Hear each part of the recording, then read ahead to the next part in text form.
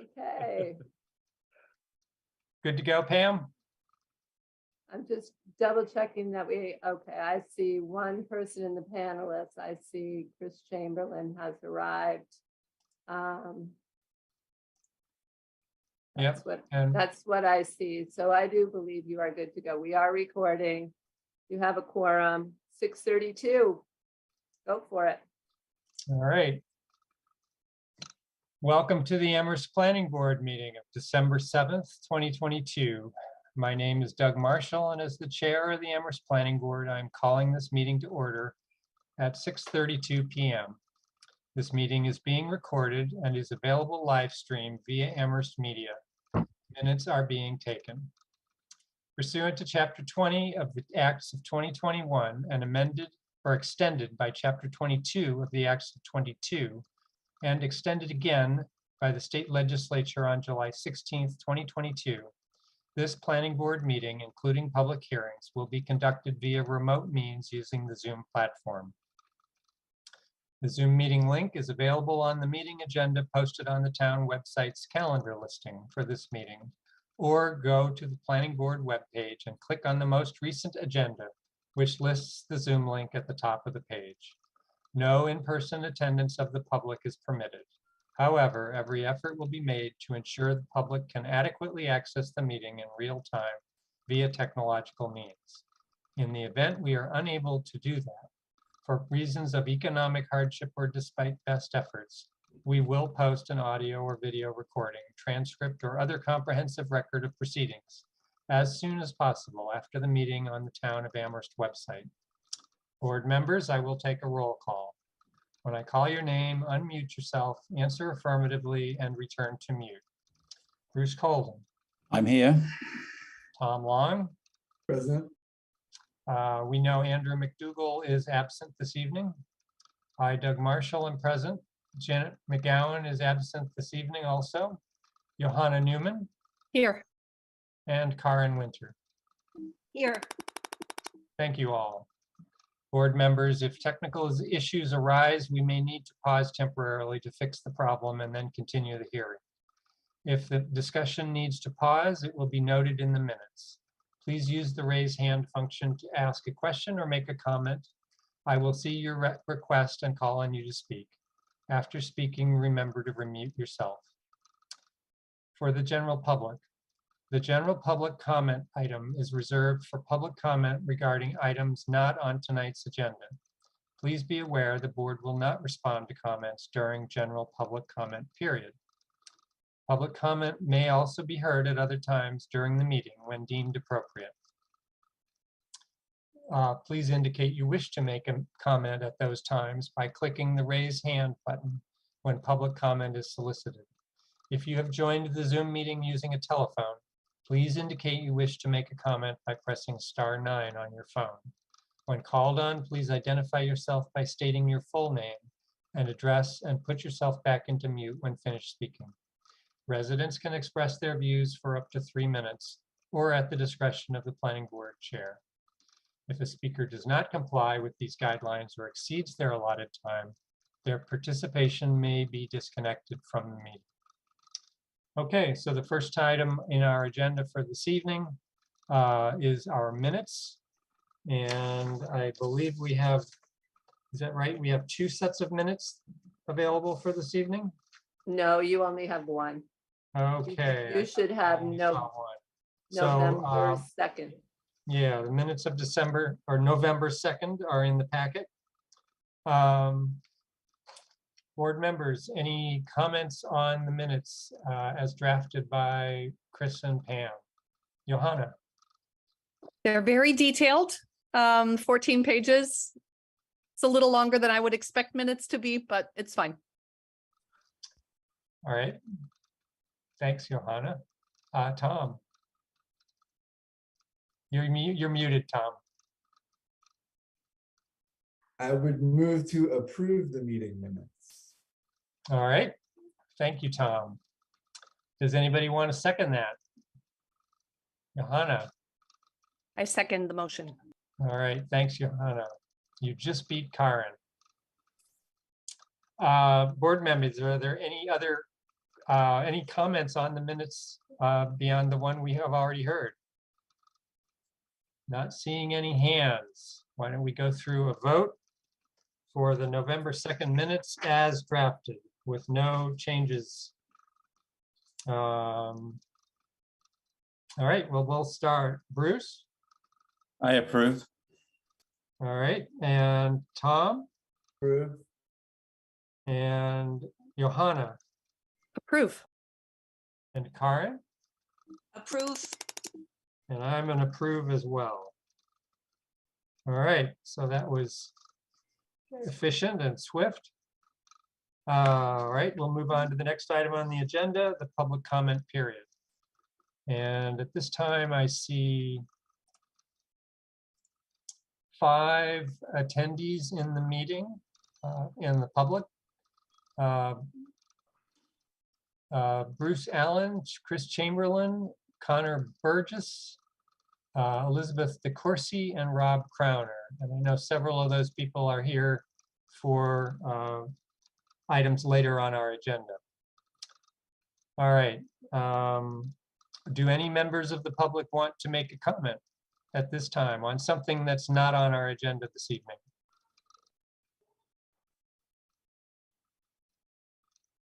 Okay, I'm not seeing any hands. We'll move on from that item. The time now is 6:38. All right, so the third item on our agenda is a special permit public hearing. Chris, you have your hand up? I wanted to introduce this topic after you read the opening. I will make a few statements. Thank you. Okay, all right, then I will continue. All right, so this is for SPP 2023-02 with Bruce Allen on 51 Spalding Street. Request to reopen the public hearing for SPP 2023-02 to consider the proposal and make the required findings under section 10.38 rather than 11.24 of the zoning bylaw, and to review the proposal in light of changes to the site plan that have occurred since the public hearing was closed on October 19th, 2022. The original request was for a special permit to modify ZBA FY 2007-00030 and allow 3 roomers within an owner-occupied dwelling unit, construct 5 parking spaces previously approved, and construct 2 parking spaces within the front setback in the northwest corner of the parcel, and relocate an existing shade tree within the front setback under sections 3.3210, 5.0100, and 7.000 of the zoning bylaw. Map 14B, parcel 110 in the RG zoning district. All right, do we have any board member disclosures? I do not see any hands. Chris, why don't you go ahead and do your introduction? On October 19th, the planning board closed its public hearing on this case and approved the site plan and approved what was being proposed as far as the use of the building, and made a list of conditions, and then also made a list of findings. We were starting to write up the decision, but the next day we were alerted by one of the neighbors, Ms. DeCourcy, that one of the trees that had been shown on the site plan to be preserved and had actually been referenced in a condition was taken down. And so that was a surprise. And we went to the building commissioner and asked, well, how can we remedy this? And he suggested reopening the public hearing. We also discovered that we know it's a special permit application that had been put forth. And the findings that were made were under the site plan review section of the bylaw, and they should have been under the special permit section of the bylaw. So reopening the public hearing also gives us an opportunity to correct that situation and to make findings under the appropriate section of the bylaw, which is 10.38 for special permit. So that's what this is all about. And Mr. Allen may wish to present his reasons for taking down the tree. He did send me an email after we received notification from Mr. Corsi. Mr. Allen sent an email describing why he had taken down the tree, and you may wish to hear from him about that. And I think that's really all I have to say, other than we do have findings and conditions to go through with you tonight, should you choose to wrap up this public hearing and approve what's being proposed. Thank you. Thank you, Chris. Mr. Allen, do you wish to say anything at this time? You are muted. I'd recommend you read the emails I sent to Christine, because what happened was pretty much a number of weeks before that hearing, I had the tree warden come over because I wanted him, he told me that the little tree we had in the front was not a public shade tree. And I wanted him to come over here now that we had the property stakes out for him to verify that it was not a public shade tree, because we're going to move that. Now, I didn't know what a public shade tree was. So we walked around the property and I asked him, is this a public shade tree? Is this a public shade tree, the ones by the driveway? And he said, no, they're not, because they're not on public property. And then we started talking about this Douglas fir tree. And I said, is it normal for this thing to have lost all of its needles? And he said, no, it's not. It's in distress. But I can't tell you anything about it legally, because I'm not allowed to provide comment on trees which are not, quote, public shade trees. I suggest you get an arborist in here to look at it. So I wrote an email to Rebecca DeCourcy, because the tree is half on their property next door. And I said that we're going to get an arborist in here to look at it, but it more than likely will have to be cut down. And she said, yeah, I know it's in decline. And I asked if she would help pay to cut it down. And they said no, but she said, we agreed it probably should be cut down. The arborist came in and gave me a list of things that were wrong with it. Now, what happened was he gave us that information 2 days before the public hearing. I didn't really give it a whole lot of thought. And then when you voted on that public hearing night to accept the site plan, I thought what you were doing was just approving the driveways that we were putting in, because you had asked us to come back with a landscaping plan. And I thought the tree was part of the landscaping plan, which we hadn't put together yet. So that was all fine and good. And then Thursday morning after the hearing, our arborist had called and said he was going to be working in the Amherst area on Thursday, and whether or not he would like us to come over and cut the tree down. He had told us that the tree was in decline, also that it was safe for his people to climb it and cut it now, but he couldn't guarantee that after the winter it would be safe to climb and we'd have to bring a crane in. I mean, it was $1,000 to cut the tree down. It's not like something I wanted to do. However, now knowing that we had 3 arborists telling us we had a problem tree that was big enough to land on Spalding Street and hit anything that was in its way, I felt we now had a liability on our hand, which we needed to deal with. Now, in hindsight, it didn't occur to me that this tree was part of a site plan, and I didn't think the town would have a problem with us cutting down a potentially dangerous tree, so we went ahead and did it. I didn't know that that was any type of violation, because I didn't know the tree was part of the driveway. I thought that was going to be part of the landscaping plan. So I guess in hindsight, I should have at least contacted Christine or someone and asked them if it was okay to cut it down. So that's my being bad. So I take full blame for that. Hopefully that explains the situation to you. We didn't want to take the tree down, but it's been getting worse every single year. And I would rather not have the tree there when we start doing this work. All right, thank So you. I was concerned about the liability. There was no guarantee.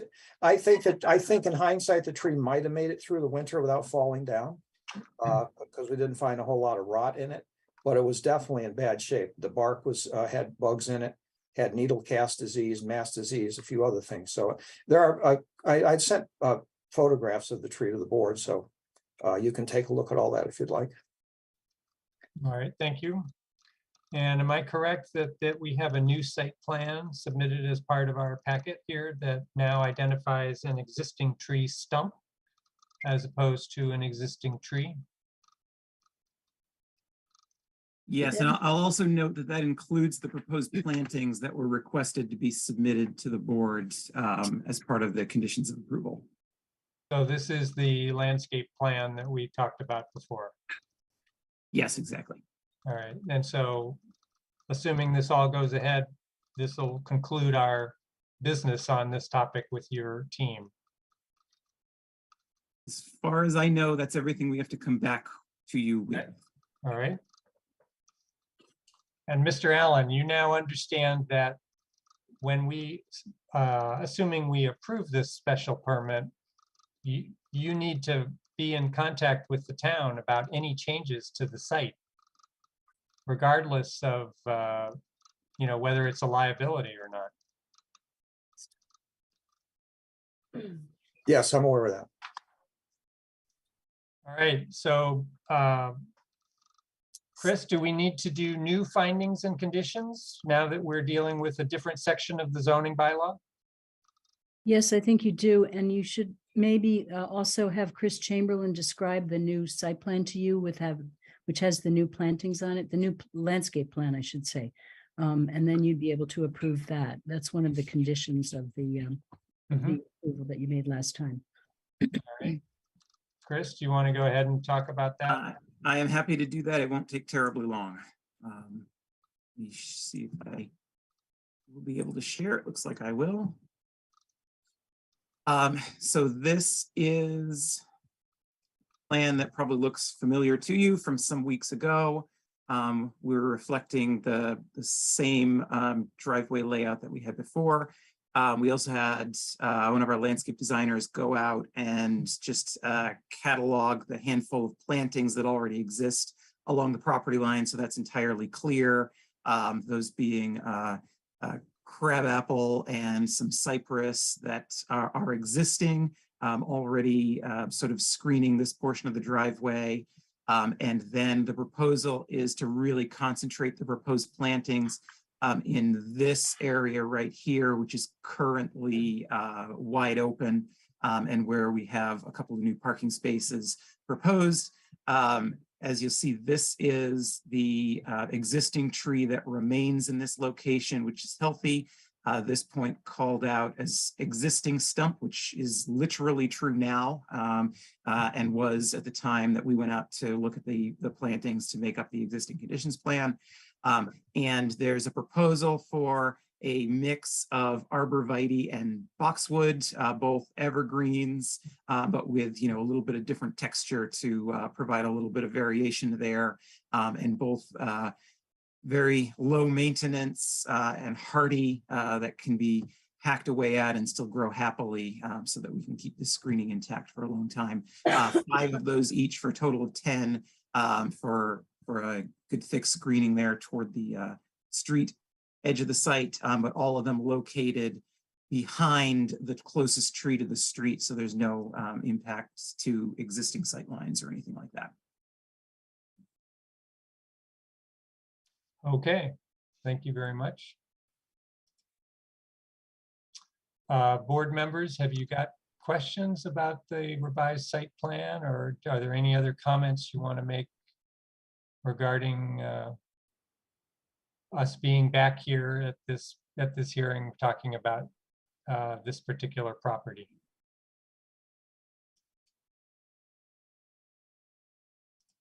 All right, so we'll go ahead and I can't remember, Chris, is it you or was it Nate that had drafted the findings and conditions? I drafted the findings. Nate drafted the conditions based on the last meeting. You may want to hear from the public before you do the findings and conditions, just in case there would be anything that might change as a result of public comment. But then we can go through them. If there are any members of the public that would like to make a comment at this time? All right, I see Rob Crowner's hand. Could we bring him over? Rob, if you'd give us your full name and your address. It's Rob Crowner from 44 Spalding Street. This is actually Mangla Jagdish. I also live at 44 Spalding Street. I'm Could you not give me your name one more time? That would. Mangla Jagdish, Mangala Jagadeesh. Thank you. So I'm not understanding how we as neighbors can trust this process, given what has happened in the past and what just happened right after the site plan review. I mean, right after the approval. It was clear that that tree was talked about at the hearing and was decided that was going to remain. If the property owners had already been in touch with an arborist and already had some plans for that tree, that could have been brought up by them at the hearing and was not. And now we are hearing that it was just inadvertent, that they didn't know that this was part of it. And I'm sorry, I have a really hard time trusting that, given that that morning they had already taken their cars out of the driveway in anticipation of that tree going down. So I just have to say, I would like to understand from the planning board how we are supposed to have any trust that any of the things that you are putting as conditions are actually going to be followed through on, considering the years and years and years of getting approvals and having things not go through. And I understand that you, when you made this approval, you said that they could wait until August to have this done. So now there's going to be many, many months between this approval and when work is even supposed to be started. And I don't know, I mean, I guess my question really is, you have already put a lot of time into this, way more time than I feel, you should be having to do.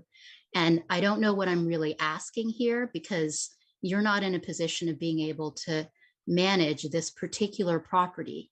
But just for this and for the future, what do you do as a board, as a policy, when you see property owners continuously not actually following what you've stated in your plans? And so this is not just particularly for this property, but is there anything that you can do? And if in this case, what you're going to do is just say, oh, it was just an honest mistake, there's no consequences to it, we're just going to go ahead and, go ahead from where we are, that's problematic to me. Thank you. All right, thank you very much. I do not see any other hands. Chris, I think I'm already forgetting the name. Angela, maybe. I wondered how you'd respond to that concern, that it's hard for us to keep track of whether owners are following the conditions that we impose. The best thing to do is to notify the building commissioner if someone becomes aware that conditions aren't being followed. The planning board doesn't really have the time. They're volunteers and, they have other jobs and other responsibilities. So they don't really have the time to drive around town and make sure that all of the conditions that they've put on various properties have been followed. But neighbors are able to contact the building commissioner and let him know when something hasn't been done properly. And I know that at times that doesn't work, and I'm sorry for that, but that's really the best course of action. And the building commissioner is very responsible and usually does get something done if there's a complaint. Chris, when a property changes hands, is it likely that a new owner would look and become aware of the conditions, or a prospective owner would become aware of the conditions and see whether they were actually the facts on the ground before they purchased the property? This decision will be filed at the Registry of Deeds, so a new owner should be aware if his attorney does a title search, that there is a site plan review decision, or excuse me, a special permit decision on the property. And should know about this. And I think that one of the conditions that we put in place last time, or maybe we're putting it in place this time, is to say that a new owner needs to come back to the planning board to meet with them and talk about what he's proposing to do with the property. And I don't have that piece of paper right in front of me at the moment, but maybe either Nate or Pam can find that. But we do have a condition to that effect. Okay. All right, I see a couple of hands from board members. Johanna, you were next. Thank you, Doug. And thanks for the public comment. My thoughts were still percolating, but I now have, I guess, two questions. So one is, what, if any, consequences are there when an applicant doesn't follow the site plan? So, you know, what are the tools in the in Rob Mora's toolbox to hold people accountable to the conditions? And then my second thought is, it just seems to me like in this case, the applicant didn't actually understand the process, and that, you know, a landscape plan is different from a site plan. And so I'm curious what educational resources, or, you know, like how, I think sometimes we get professional applicants who do projects all the time and they just know the process inside and out. And sometimes we get lay people. And so knowing a little bit more about how the process is laid out so that people are clear on the expectations would be helpful for me. And speaking to the question of how can you trust the process? Well, Johanna, I'll elaborate or pile on that question. You know, this applicant already deviated from an earlier permit. You know, the renovation to the house did not follow the plan that was approved. And so, you know, I'm not sure I'm ready to give them the benefit of the doubt that they just didn't understand it. So Chris, why don't you go ahead and see how you want to respond to Johanna? Well, I wanted to just say that the building commissioner does have the ability to issue enforcement orders and eventually fine applicants. And if they don't pay the fine, take them to court. So we try not to do that. We try to work with the applicant to get them to comply with the conditions, but that is an ultimate response if applicants don't comply. In this case, it could also be a case of not renewing a rental registration or something to that effect. And the fact that the applicant didn't understand the process, I'm not sure that I agree with that or buy into that, but I can't read somebody else's mind. So I'm sorry that the applicant says that they didn't understand the process. Maybe we need to do a better job of explaining it as staff people. All right, thanks, Chris. Tom. Thanks, Doug, and thank you for your public comment. And I tend to agree with Doug in this case that I have a really hard time giving them the benefit of the doubt, given the conditions in the past that have been violated. And I guess aside from us being able to make judgment calls on character, which seems really problematic, here's someone that's untrustworthy. That's a characteristic that I think we can't make votes on. Is there a way for these things to be tallied and collect? Like, is there a 2 strikes rule? Like, is there a way in which we as the planning board can talk about a certain accruement of violations that then have an effect on future decisions? So I think that's something I would really like us to have a conversation about in the future for conditions like this, where I feel like we're all in agreement, or many of us might be in agreement that this was not an accidental violation, but I'd like to find a way for those to be recorded, documented, and then have some written consequence or effect on future, as you were saying, Chris, whether it's a rental agreement or some other thing in the future, so that we can at least monitor these things and make the proper decision in the future. And Tom, you do realize we're at a decision point where I believe we could deny the special permit.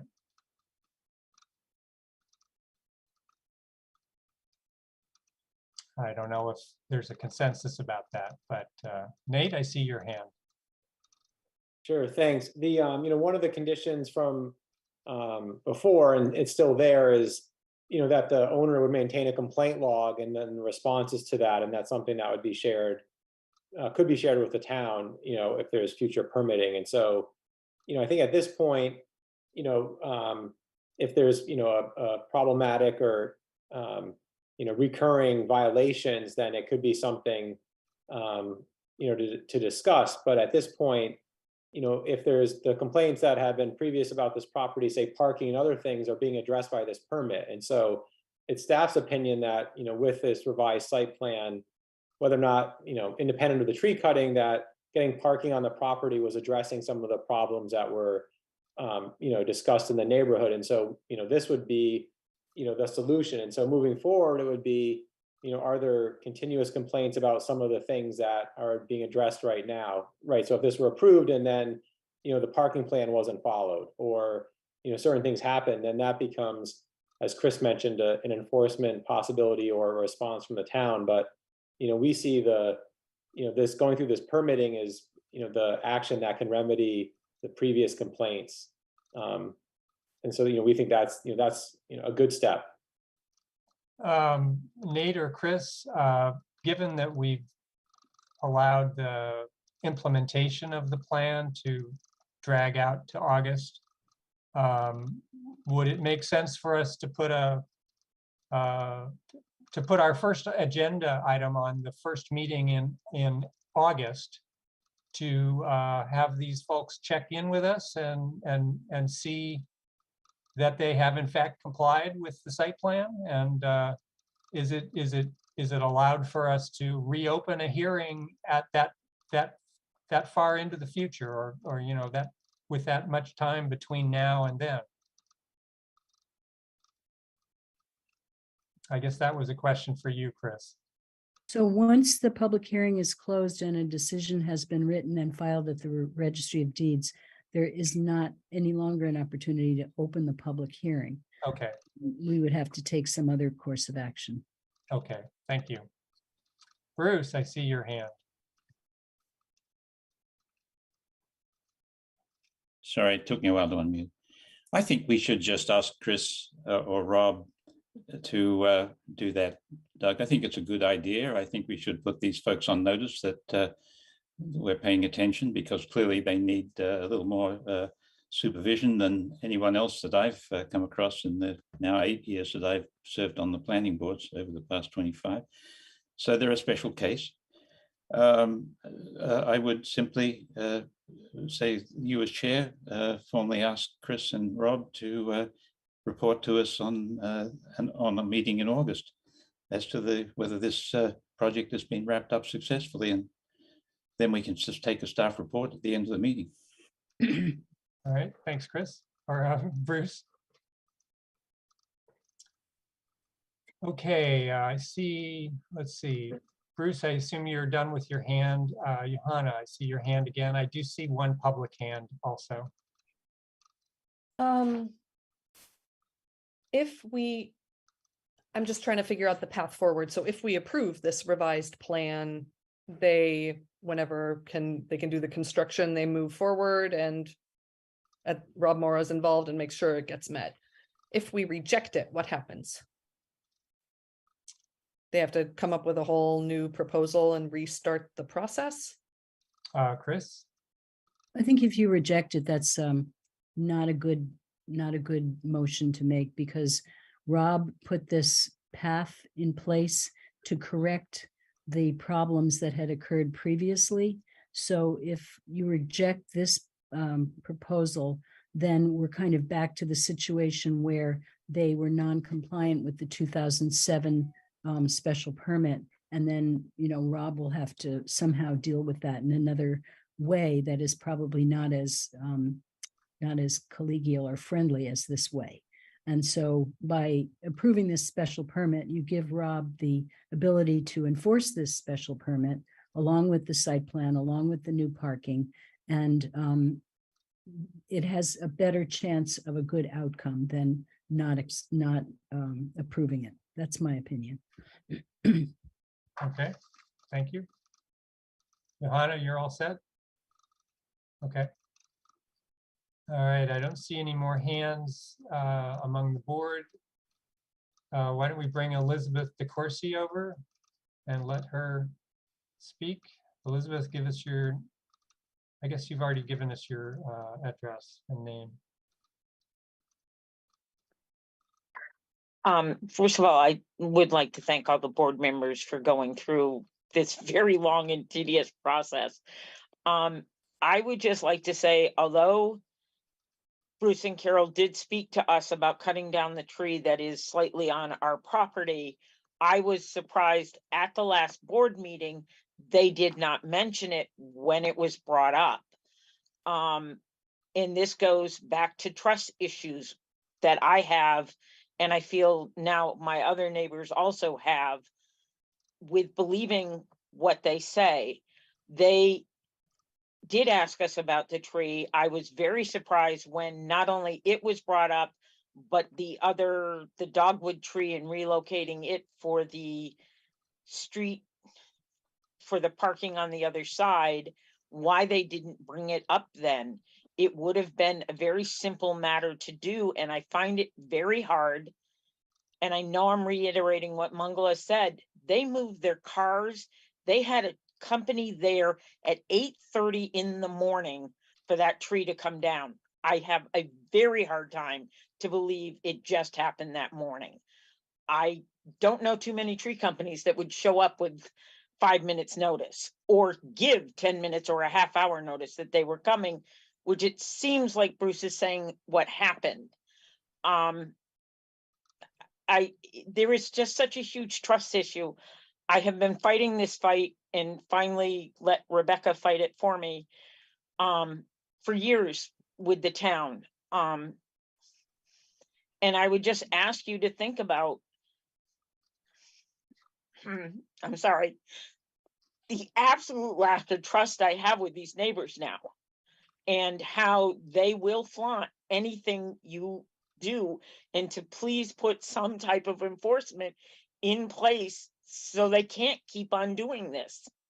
Again, I thank you all very much for your time, and I'm sorry I got emotional. Thank you. Thank you, Elizabeth. I think the next hand I'm going to recognize is Amy Gates, also of the public. Let's bring Amy over and she can give us her name and her address.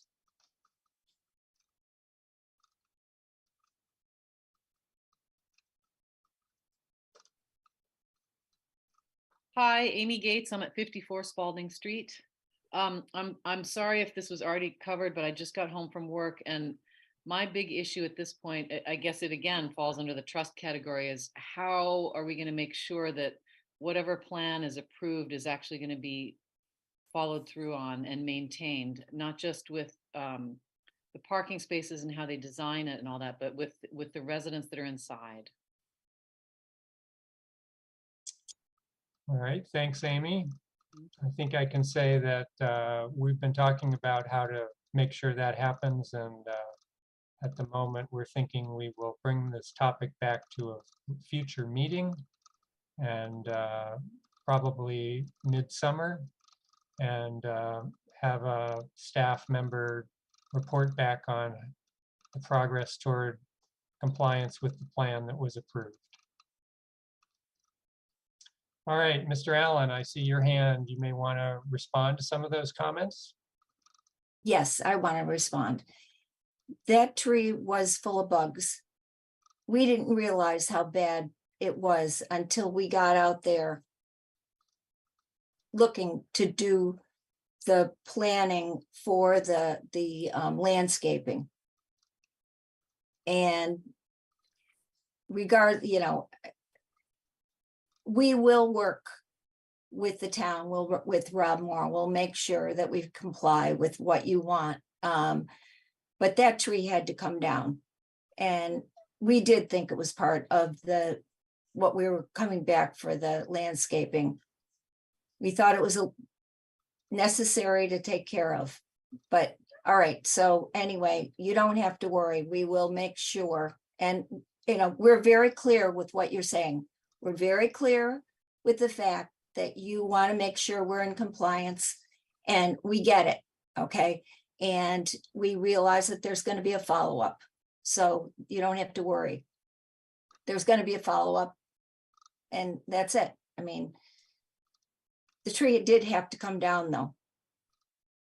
And we did not know well in advance. We are not arborists. We got to see that it had a lot of holes in it. It was full of these worms.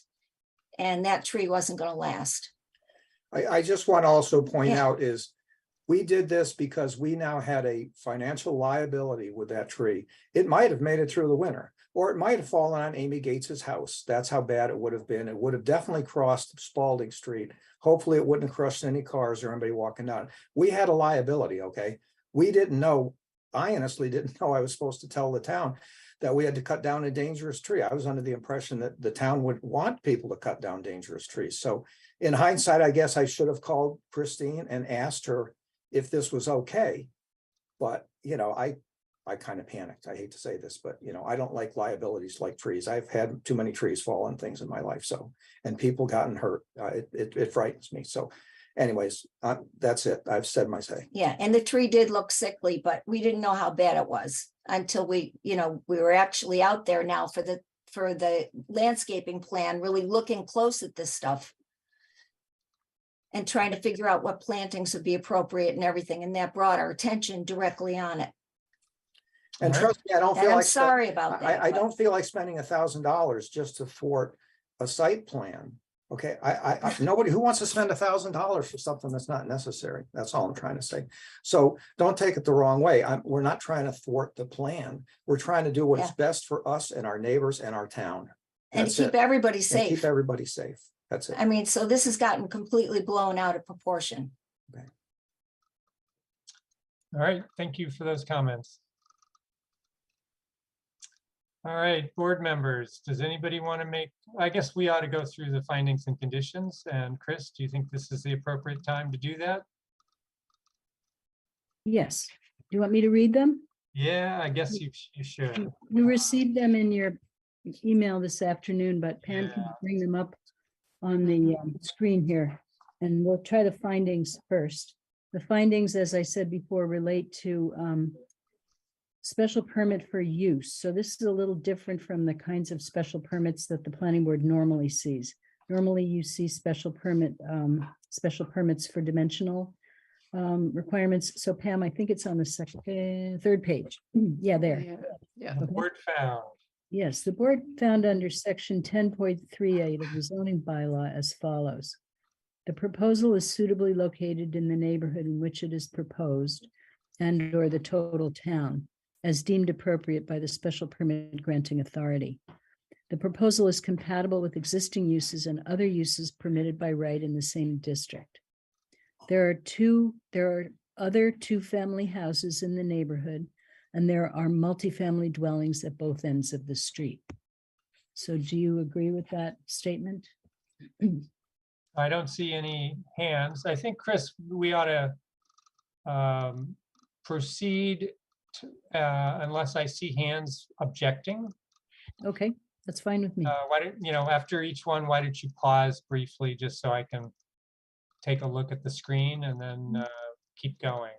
Okay, so and by the fine. way, if you want some help reading, let us know at what point you're ready for someone else to take over. All right.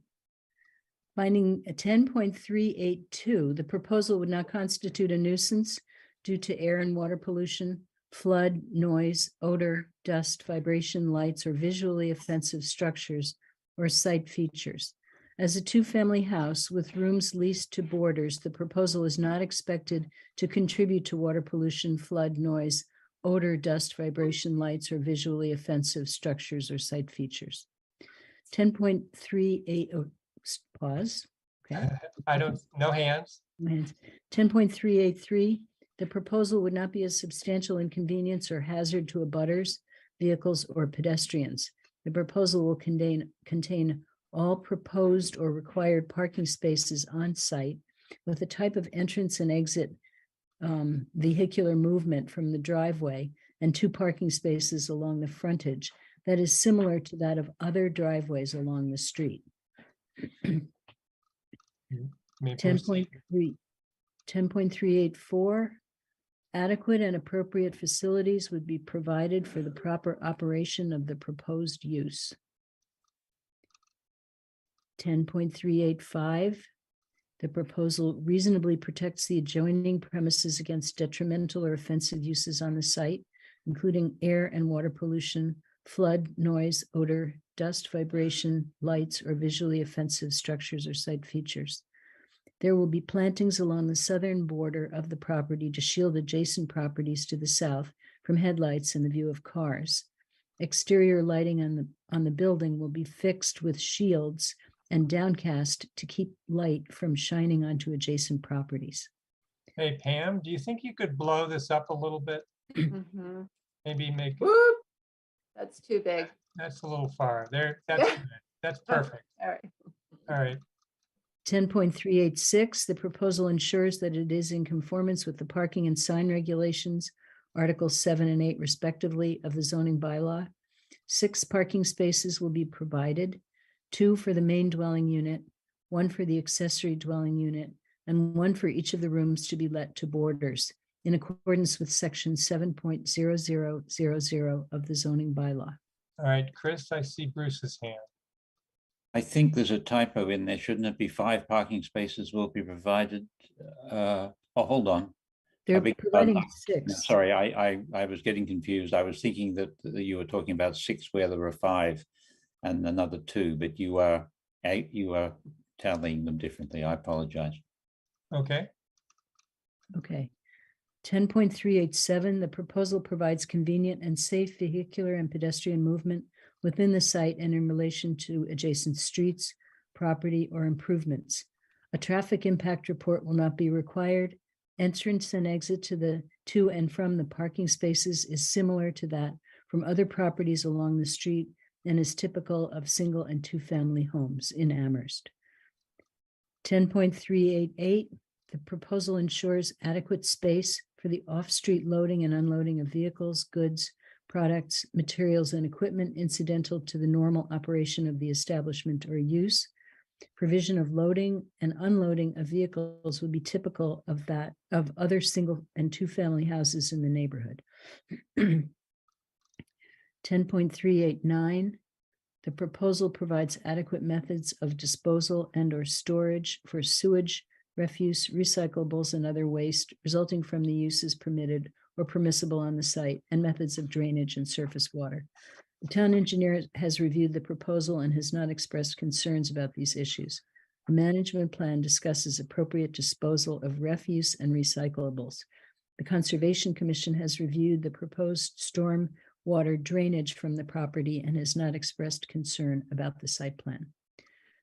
10.390 is not applicable. The property is not located in the flood-prone conservancy zoning district. 10.391 is not applicable. There are no unique or important natural, historic, or scenic features on the site, and the Conservation Commission has reviewed the proposal for any possible impacts on the wetlands at the rear of the property and has found the proposal to be satisfactory. 10.392, the proposal provides adequate landscaping, including the screening of adjacent residential uses, provision of street trees, landscape islands in the parking lot, and a landscape buffer along the street frontage. The proposal includes new plantings along the southern property line and includes moving a tree in the front yard that will help to screen the 2 parking spaces along the frontage. 10.393, the proposal provides protection of adjacent properties by minimizing the intrusion of lighting. The exterior lights will be shielded and or downcast. 10.394, the proposal avoids, to the extent feasible, impact on steep slopes, floodplains, scenic views, grade changes, and wetlands. There are no steep slopes, floodplains, scenic views, or significant grade changes on the site. There are wetlands at the rear of the property. The proposal has been reviewed by the Conservation Commission and has been found to be satisfactory. 10.395, the proposal does not create disharmony with respect to the terrain and to the use, scale, and architecture of existing buildings in the vicinity, which have functional or visual relationship thereto. There are no changes proposed to the building and only minor changes proposed to the site. The property is in the RG zoning district and is not located within the boundaries of a National Register district. That's in response to the suggestion that this be taken to the design review board, or that the design review standards and conditions be used in evaluating this. So we're saying it's not really required because of the district that it's in. 10.396, the proposal provides screening for storage areas, loading docks, dumpsters, rooftop equipment, utility buildings, and similar features. Storage areas are located at the rear of the building and are thus screened by the building. 10.397, the proposal provides adequate recreational facilities, open space, and amenities for the proposed use.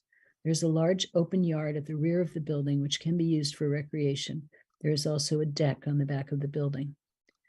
10.398, the proposal is in harmony with the general purpose and intent of the zoning bylaw and the goals of the master plan. Okay, Thanks, Chris. okay. So we can go on to the conditions if you're ready for that. Yeah, how's your voice? I think it'll hold out All right, for a while anyway. all right.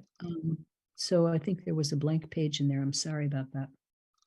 So these conditions were conditions that you saw on October 19th, and then Nate made changes to them based on your discussion on October 19th, but it's worth reviewing them anyway. So number one is the property shall contain no more than 2 existing units and provide rooms for up to 3 roomers. Number 2, the property shall provide a template lease for the second dwelling unit and for each rooming unit to the building commissioner. Is that on an annual basis or once? I think once. Because you had a discussion about that previously, and we talked about the fact that the building commissioner doesn't really want to receive 4 leases every year for this property, because he's got a lot of other things that are going on. So once is enough. And that's prior to issuance of the building permit, or at the conclusion of, before a certificate of occupancy, or when does that happen? Why don't we say prior to the construction of the driveway? Okay, Would that be okay? sure. So I better make a note of that. Let's see. And that's number 2.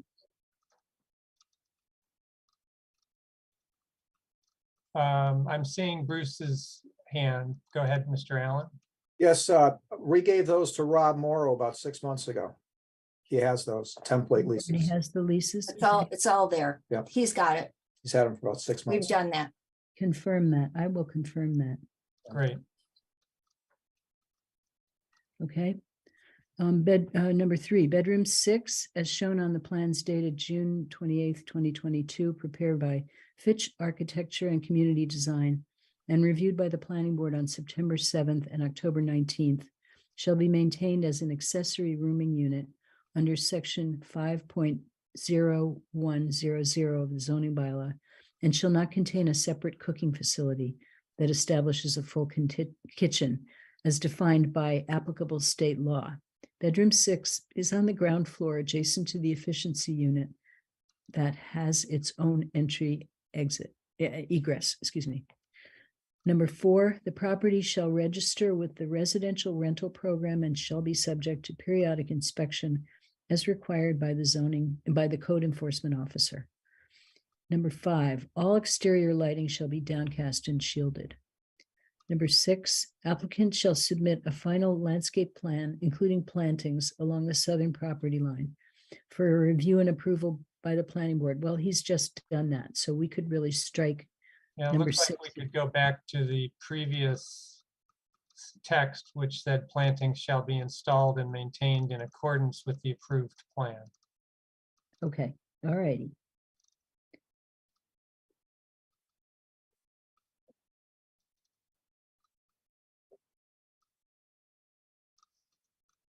Okay.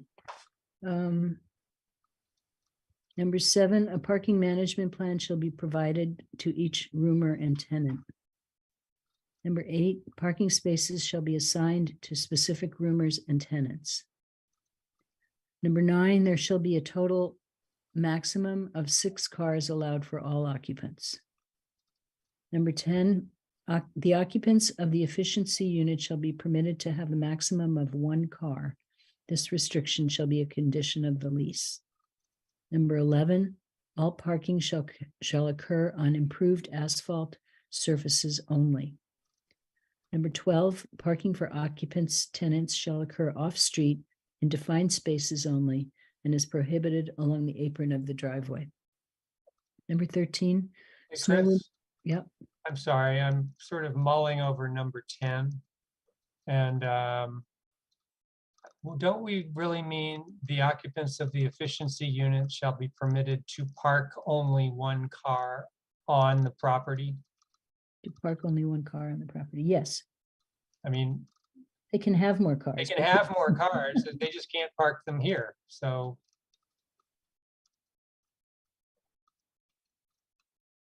Yeah. Thank you. Tom, I'm not as facile as Nate in making Uh, real-time changes to these things, so I'm writing it all down.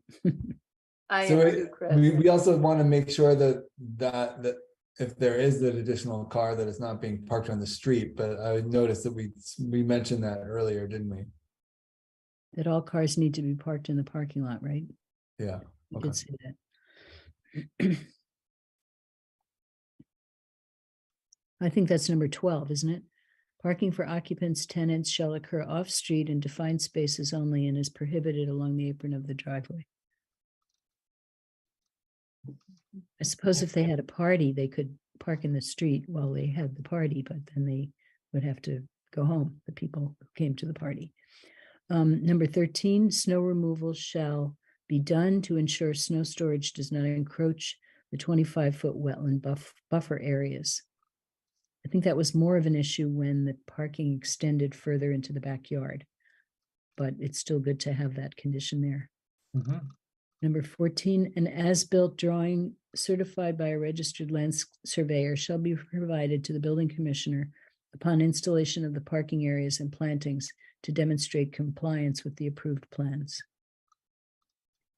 Number 15, any alterations to the approved site plans or building plans shall be submitted to the building commissioner, who will determine if the changes are substantial enough to require submission to the planning board for review and approval. Number 16, the approved management plans, parking plan, and complaint response plan shall remain in effect at all times.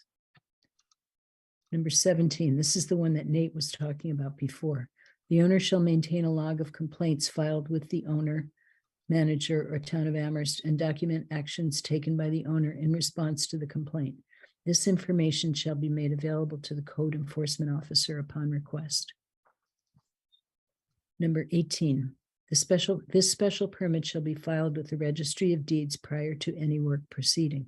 So that's how a new property owner knows that there's a special permit on this property. Number 19, all work associated with the approved plans and conditions of this permit shall be completed by August 30th of 2023, unless extended by the building commissioner for good cause. So when you said before that you wanted Nate or me to report to you sometime in the summer, do you want to make that time after August 30th, say the first meeting in September, that you would receive this report? yeah, I think that seems, like a reasonable sequence. Okay. I'll make a note of that. I mean, it could be just as short as, the owners have complied with all the conditions of the permit. Yeah, right. I just want to get the date right. If we're Yeah. giving them until August 30th to do the work, it makes sense to report after that. Okay, number 20, upon change of ownership, the new owner shall appear at a public meeting of the planning board to review an updated management plan, parking plans, and complaint response plan. Number 21, a certified arborist shall monitor construction for the safety, protection, and health of existing trees. Okay, That's it. All right. Thank you for reading all those, Chris. And I noticed on the document in between the findings and conditions, we had the one waiver draft of 7.90. This is the blank page. Mm. There it is at the bottom. Mhm. So, let's see. Bruce, I see your hand. Oh, Doug, it's simply to move acceptance or approval, whichever is the appropriate word, of the revised or the substituted conditions, waiver findings, revised conditions, and landscape plan in respect of the application 51 Spalding. Right. Chris, is that an adequate motion? Do we?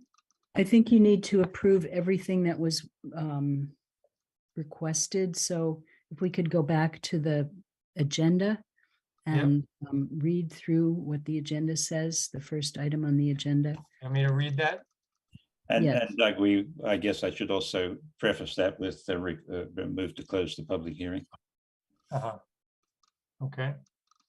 So the agenda reads, request to reopen the public hearing to consider the proposal and make the required findings under section 10.38 rather than 11.24 of the zoning bylaw, to review the proposal in light of changes to the site plan that have occurred since the hearing was closed. The original request was for a special permit to modify ZBA FY 2007-0030, allow 3 roomers within an owner-occupied dwelling unit, construct 5 parking spaces previously approved, and construct 2 parking spaces within the front setback. I know we've changed those numbers. And relocate an existing shade tree within the front setback under sections 3.3210, 5.0100, and 7.000 of the zoning bylaw. So I just wanted to capture that last thing that starts with the original request. So if you would just include that in your motion, because that covers everything. All right, and do you agree that we are no longer constructing 5 parking spaces previously approved? That's correct. It's 4 parking spaces of the previously approved spaces and 2 more within the front setback. Right. All right, so if I were to, let's say, paraphrase and maybe clarify Bruce's motion, we would be moving to close the public hearing, approving the findings and conditions as drafted and edited during our discussion tonight.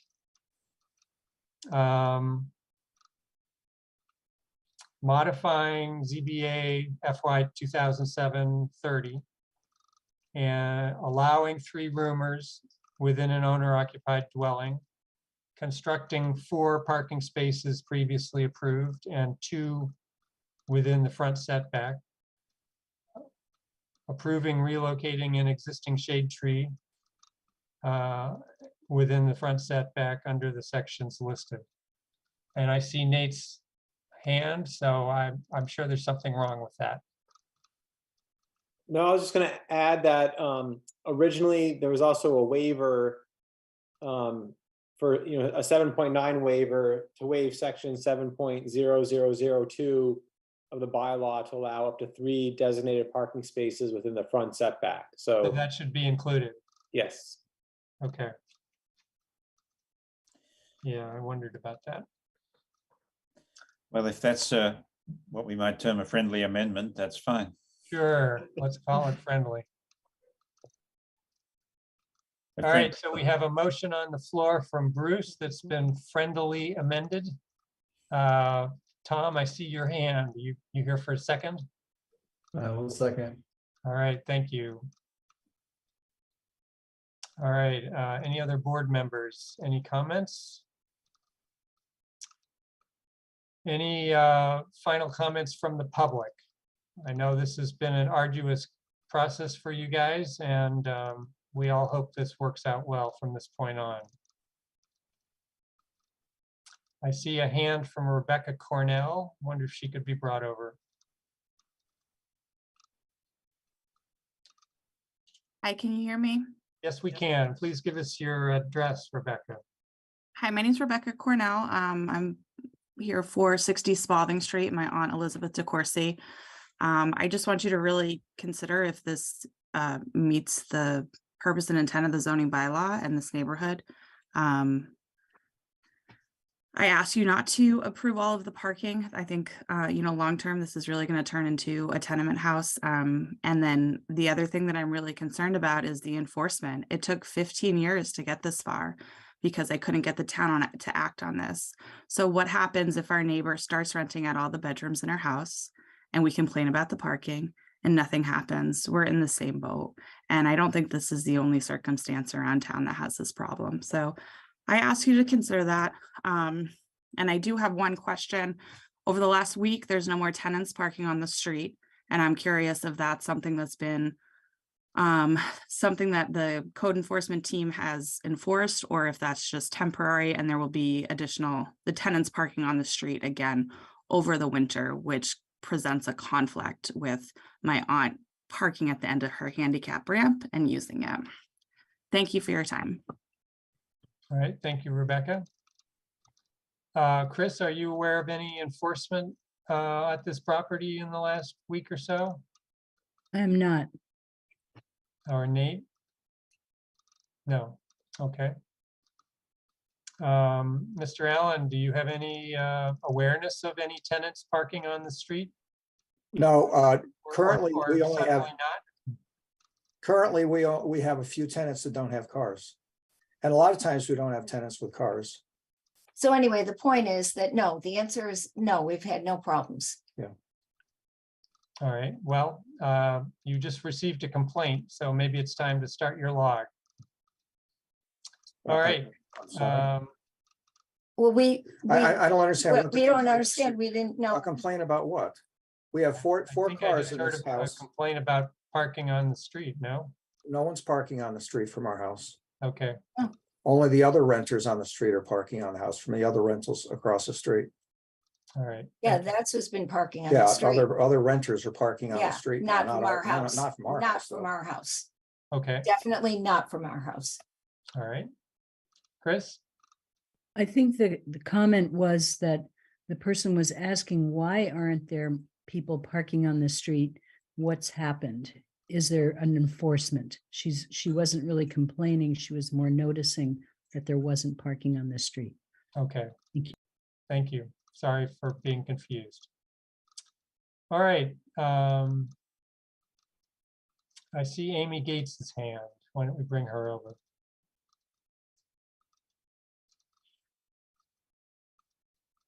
Yes, hi. This has been so long, as you said, and so much back and forth. I just want total clarification. They're allowed to have 3 roomers, 1 person in the accessory unit, and then themselves. Is that correct? And if so, that adds up to 6 spaces. So I understand that. I'm just wondering about, again, it's just the enforcement of it, and how is this being categorized? A single family with an accessory unit? This is a 2-family unit, I believe. And And the there's an- total amount of people that are allowed to there's be an- residing there's a- there. There's 1 unit is an efficiency unit that can have, I believe, 2 people with 1 car. And the other unit has the occupants and 3 boarders.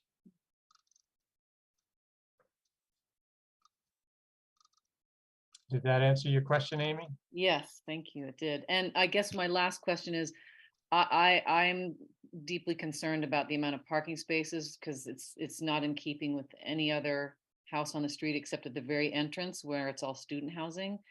And it turning into like what Rebecca said, that, you know, once they leave, it'll turn, or they stop staying there, it'll become this big tenement renters situation with a big parking lot. And so I'd like to know if, is there a situation where it's going to be deemed for owner occupied even after they leave?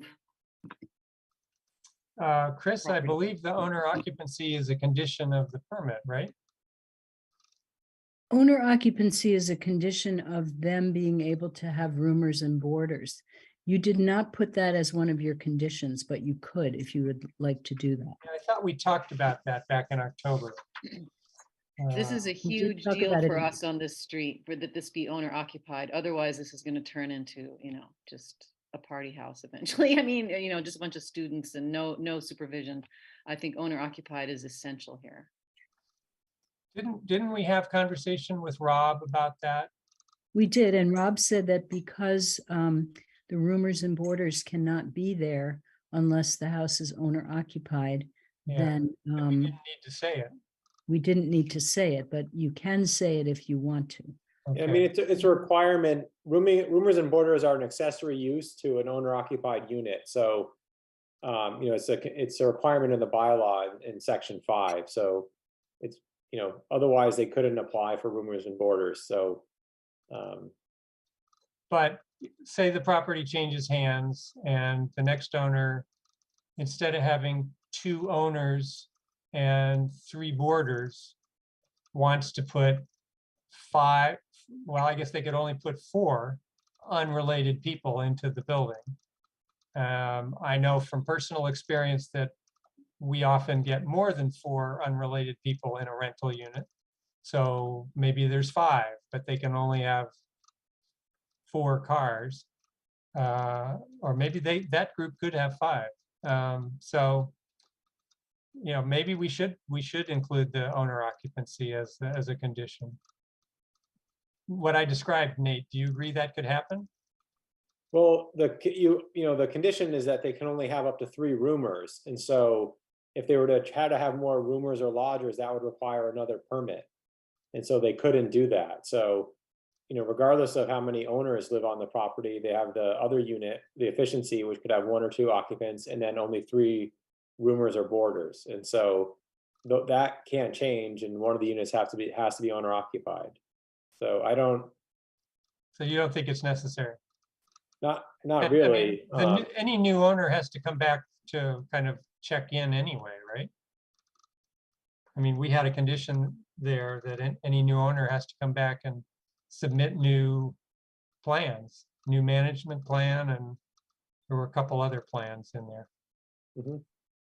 Yeah, upon change of ownership, the new owner shall appear at a public meeting to review it, you know, and they have to complete a new management plan, a parking plan, a complaint response plan. So that would be, you know, this would be filed at the registry, and then this is, you know, becomes part of the property record.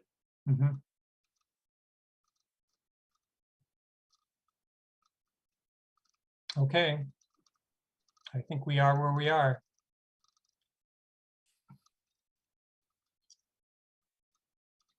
I see that Rebecca Cornell has her hand up. I think that's a new hand.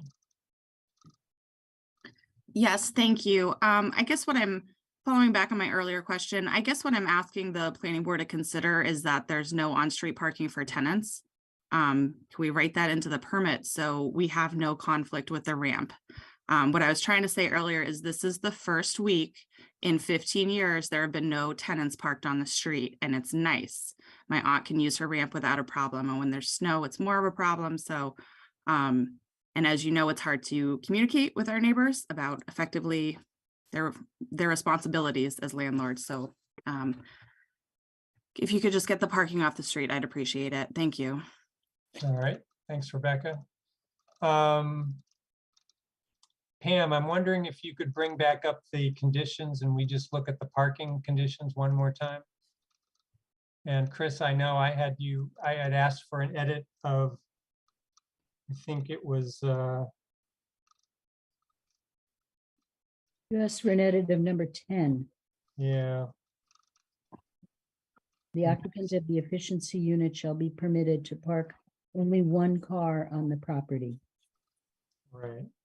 But we do say all parking shall occur on improved asphalt surfaces. And all parking for occupants and tenants shall occur off-street in defined spaces only. And is prohibited along the apron.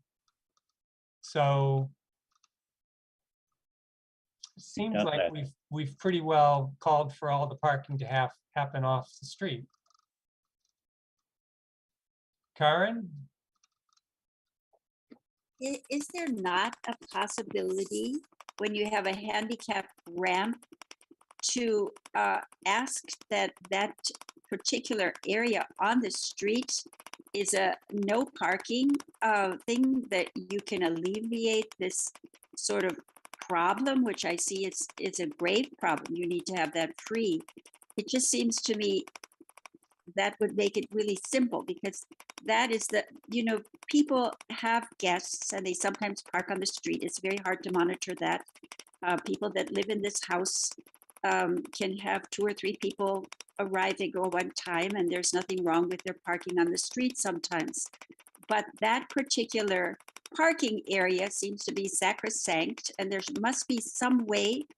And if neighbors are friendly and help each other, it seems like this is a condition that could be easily rectified.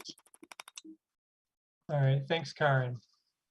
Chris, does the town have a process for designating a portion of a street for handicapped pickup and drop off? Yes, but usually it's a more formal place downtown. It's not usually an outlying street like this. So I think it would have to be done through the Department of Public Works, and you'd have to get permission from the town council to, or at least from the town manager, to block off a certain part of the road to say that it couldn't be used for a normal parking. Right, so that is a separate process that probably wouldn't involve us. That's right. All right, Mr. Allen, I see your hand, and I then see Amy Gates's hand again. So I would like to comment on this handicap ramp at 60 Spalding Street. It is across the street from our house. We have never had ourselves or our tenants or our guests park on that side of the street. There has never been any hindrance for Elizabeth DeCourcy to access her handicap ramp. This has been false and misleading statements ever since the beginning of these complaints have started.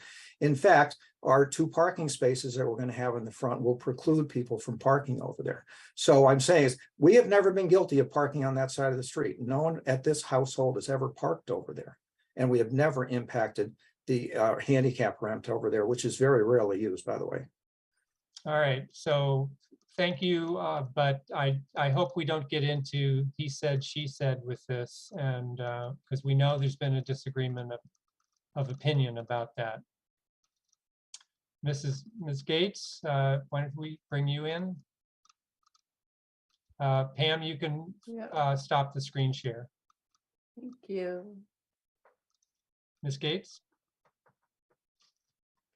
Yeah, sorry. I'm sorry to circle back to this, but I either I'm obtuse or I didn't really quite understand the answer to my question. My most important question is, are you telling us that it's implied or understood that this property will permanently be required to be owner occupied no matter who is residing there? Yes. Okay, great. Thank you.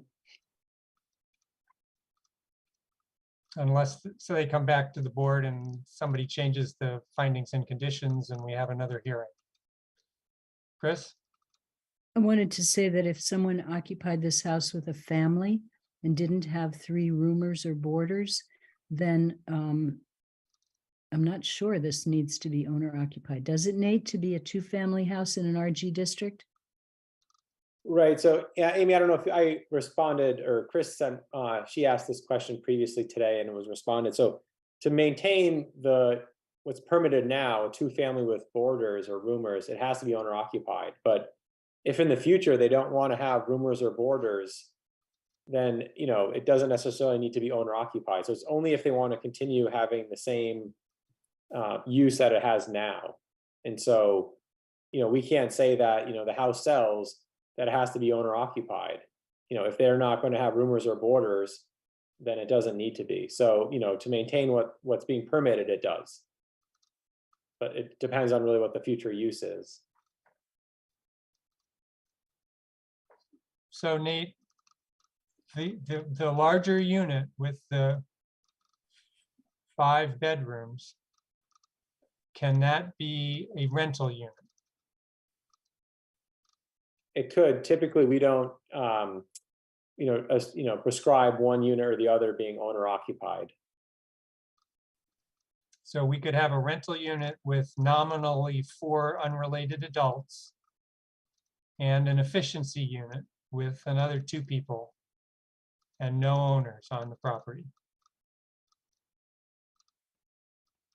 An owner, You mind if I butt in? I think you'd need another special permit for a non-owner occupied 2-family in the RG zoning district. Okay, So this current special permit wouldn't cover that situation. okay. All right, good. So I think we've got this nailed down. All right, any further comments from the board? I don't see any hands from the public. All right. Chris, do you have enough to write up the motion? Yes, I do. Thank you. Yep. All right, so let's make a yes to this motion is approving the long list of things that are before us. A no vote is rejecting those proposals. We'll go through the board and with the roll call. Bruce Colden, Yes. Tom Long, Yes. Johanna, Yes. Karen, Yes. and I'm a yes. So that's 5 in favor, 2 members absent. All right. Mr. Allen, thank you. Mr. Chamberlain, thank you. The time is now 7:54, and I believe we're finished with this 3rd item on our agenda. This hearing is closed. And we usually take a break around 8 o'clock, so this seems like an opportune time to take a break. I am showing the time at 7:54. Why don't we come all back at 8 o'clock? Thank you. Thanks. We'll see you in September.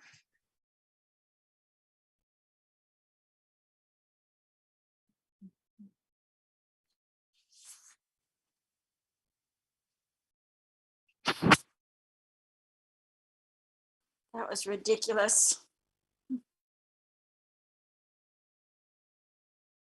No.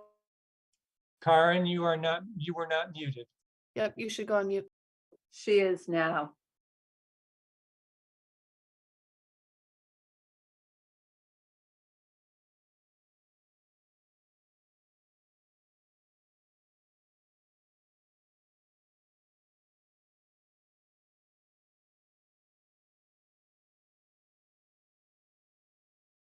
Oops.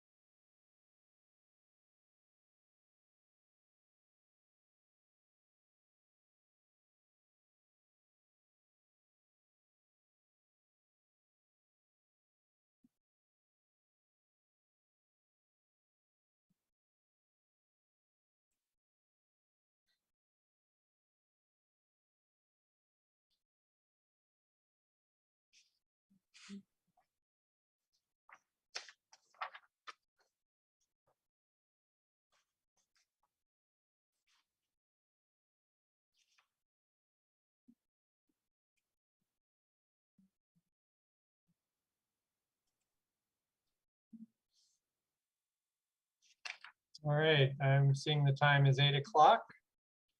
If you're lurking behind the blank screen and you can let us know you're back, that would be helpful.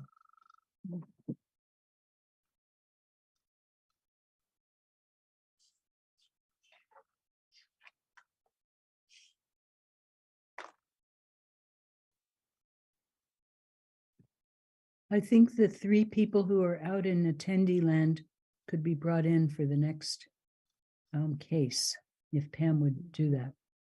Thank you.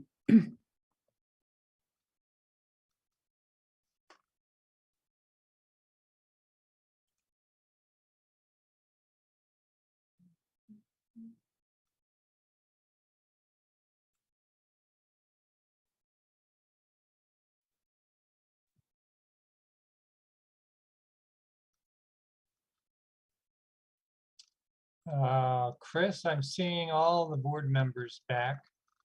Actually, Bruce is not back, so hold on. Yes, I'm back, Doug. I just Okay, had to you take- are, yeah. So do you think we need to wait for Nate, or should we go, should I go ahead and read the introduction and get started? Chris? Just go ahead and read the introduction, and Nate may or may not join us because Okay. he's having a family celebration tonight. Right, okay. All right, so welcome back, everyone. The time I now have is 8:02, and we will move on to item 4 in our agenda for this evening. This is a site plan review public hearing. In accordance with the provisions of Mass General Law 40A, This joint public hearing has been duly advertised and notice thereof has been posted and is being held for the purpose of providing the opportunity for interested citizens to be heard regarding site plan review 2023-02 by ServiceNet, Inc. at 12 and 22 Belchertown Road.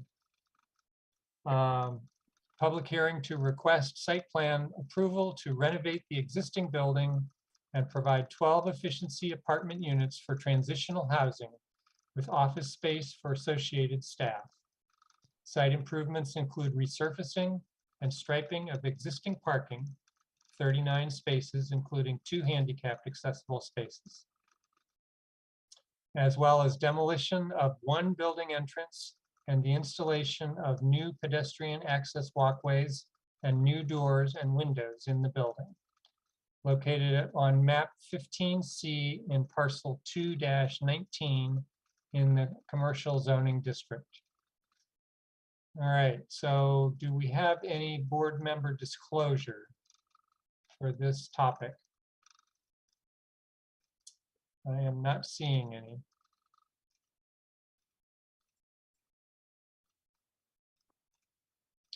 All right. Chris, do you have anything you want to say as an introduction, or should we let the applicant go right ahead? The only thing I'd like to say as an introduction is that this is one of those projects that is exempt from some of the zoning regulations under section 3 of chapter 40A. In other words, it's a nonprofit use that is considered to be, allowed by the state. We can allow it with certain requirements, such as limitations on size and height, bulk, landscaping, that type of thing. But there's a limited number of things that you can do to restrict this project. So Okay. I think you've heard about that previously. Would this be the chapter that's colloquially known as the Dover Amendment?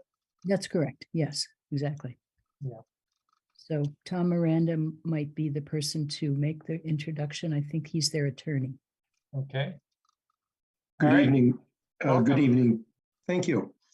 And actually, Ryan Nelson, our engineer, is going to make the presentation for us. And I will defer to him at this point. There are some items that I may comment on during the course of the hearing, but I'll leave it to Ryan.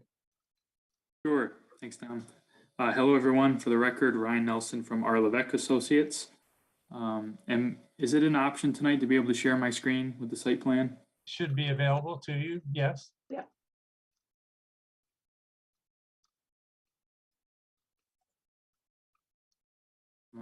All I'm seeing is an option to raise my hand.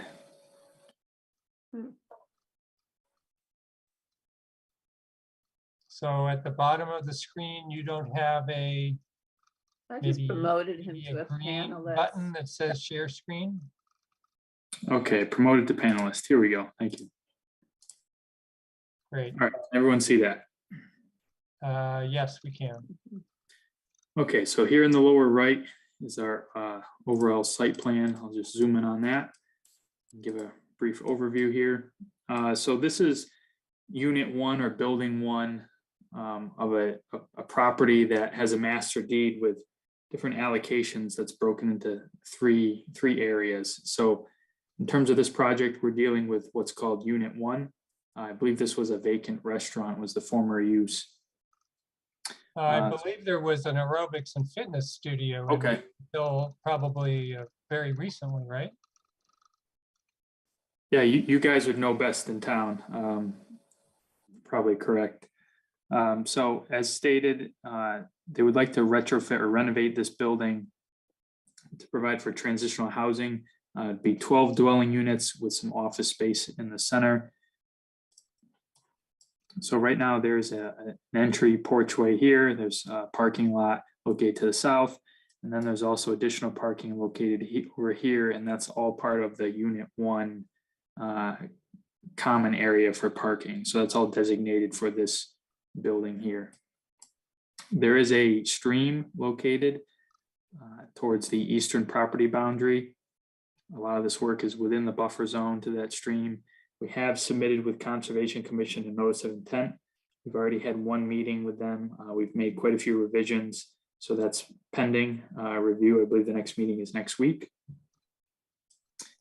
As part of this project, this existing paved parking lot area is to be milled and repaved.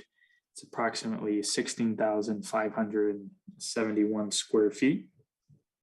There's 2 existing handicap parking spaces. We'll be retaining those and also providing 2 more located here for a total of 4 handicap parking spaces. Currently, there's no handicap accessibility to this building. So as part of this project, we're going to be providing a ramp, accessible ramp from this feathered curb cut from these handicap parking spaces. It would come up this ramp to the porch, and then it would also be able to access some of these units here on the left should the need arise. Additionally, the building currently has an entrance here and then an entrance here. This entrance farther to the east will be demoed, no longer needed, and instead there would be individual access doors constructed for each of these dwelling units. So you have a total of 7 on this right wing of the main entrance. So to access those, they'd be reconstructing the existing sidewalk here, bringing that up to code, and then providing an individual walkway and staircase set to each dwelling unit there. As part of this project, we've defined the parking striping more clearly. Currently, there's old degraded striping in a lot of the area isn't defined. So under this proposal, there would be 39 formal parking spaces. Based on the use of the site, we've calculated that 28 parking spaces would be required. And right now 42 exist. So right now there's an existing 42 parking spaces. Under proposed conditions, there would be 39. And that's a result of us formalizing the spaces to be to the proper size and also providing for snow storage locations and better turning radiuses at some of the corners. We had submitted some preliminary architectural elevations for the building where the entrances would be. And then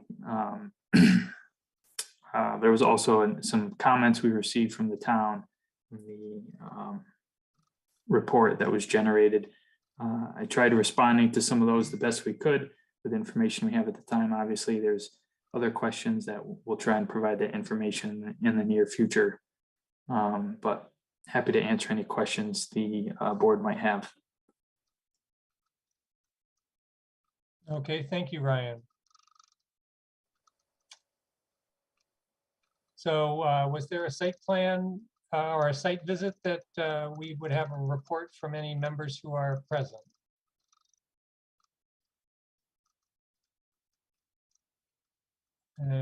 Bruce?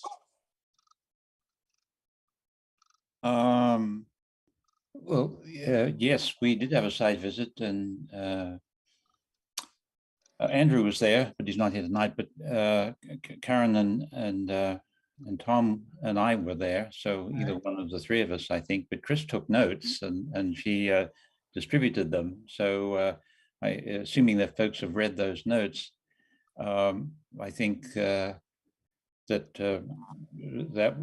would be the bulk of the site report.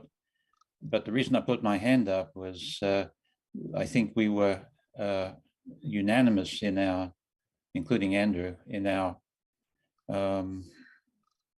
feeling that that the applicant may not, we at the time we thought may not need all these parking spaces, and we were thinking that it would be less expensive if the repaving didn't include the whole of the site, if that was necessary, if that was not necessary. And so I have some questions when the time comes related to that. But the dominant mood or takeaway from those of us, I think, that visited was, do we need so much paving, and should we and can we encourage the applicant to perhaps save money and improve the quality of the landscape by by digging up and seeding some of these current parking areas. All right, thanks, Bruce. Tom, I see your hand, and did you want to comment on your site visit or? Yeah, just a couple quick things, I think.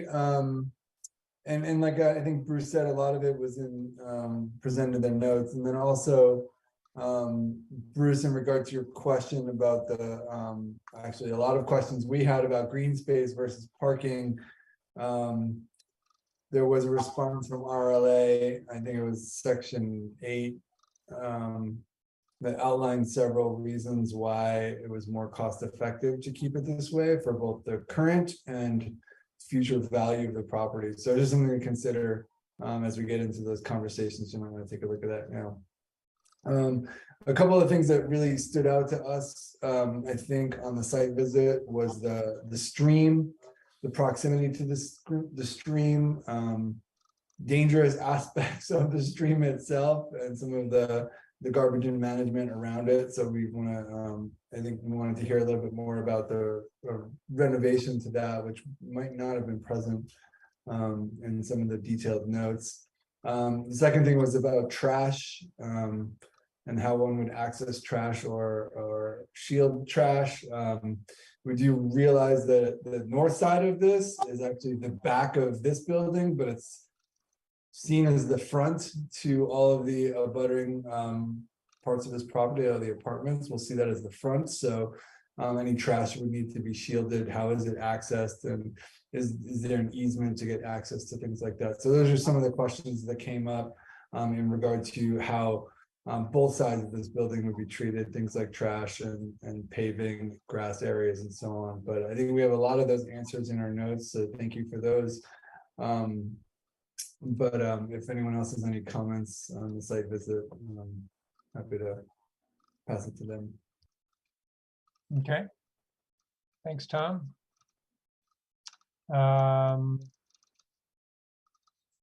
Mr. Nelson or anybody else from the applicant, did you have any comments on the stream? Sure. Or the trash or is there anything you wanted to say about the parking in this meeting? Yes, I can speak to those items. We'll first start with the parking. We do certainly understand, the desire to have more green space.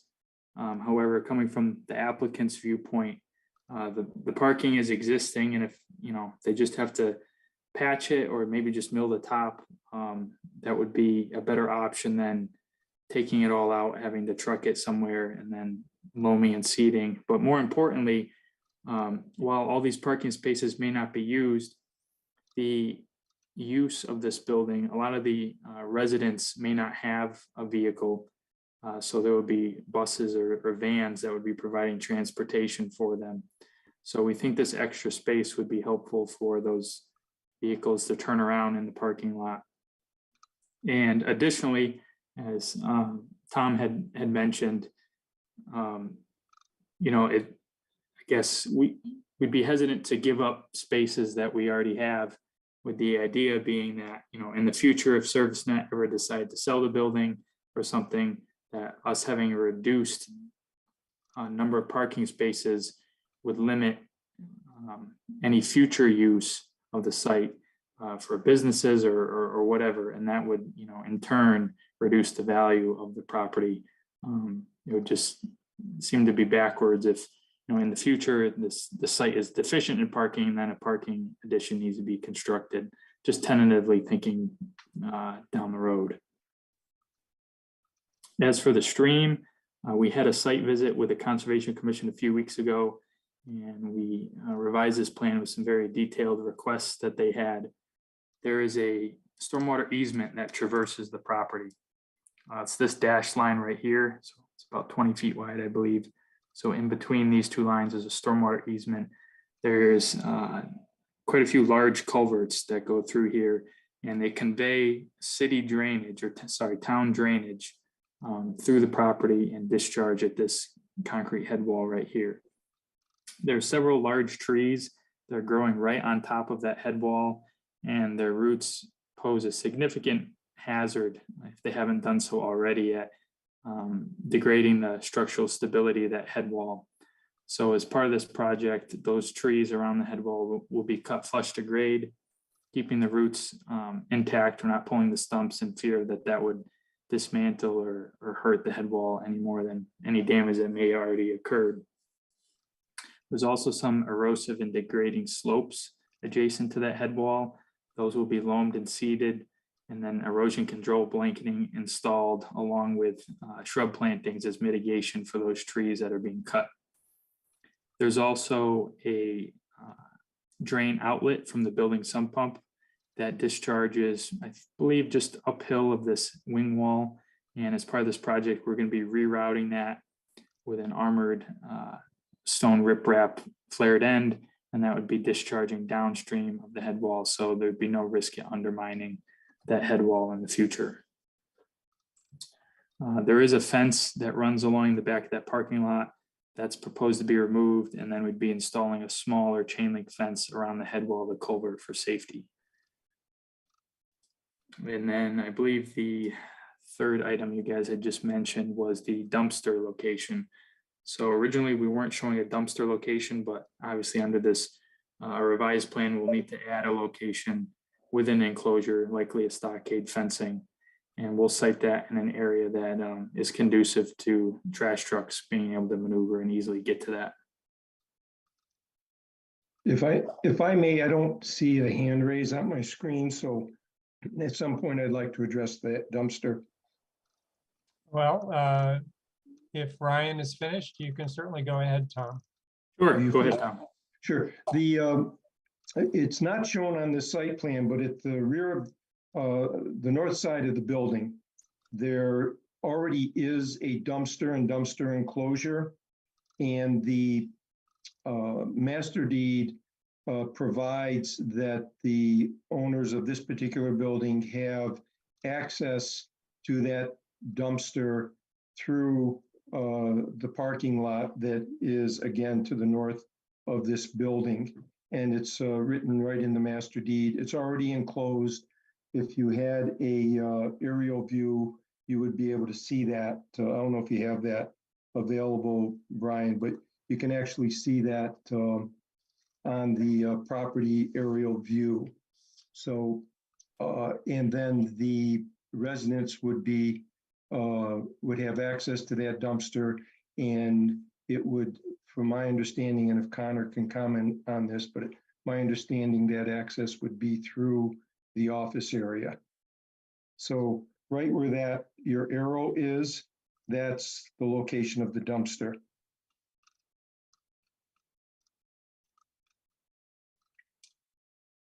All right. And I think that was Mr. Long's question with regard to trash on the property as to how it would be dealt with. All right, I see Tom's got his hand up, so Tom Sure.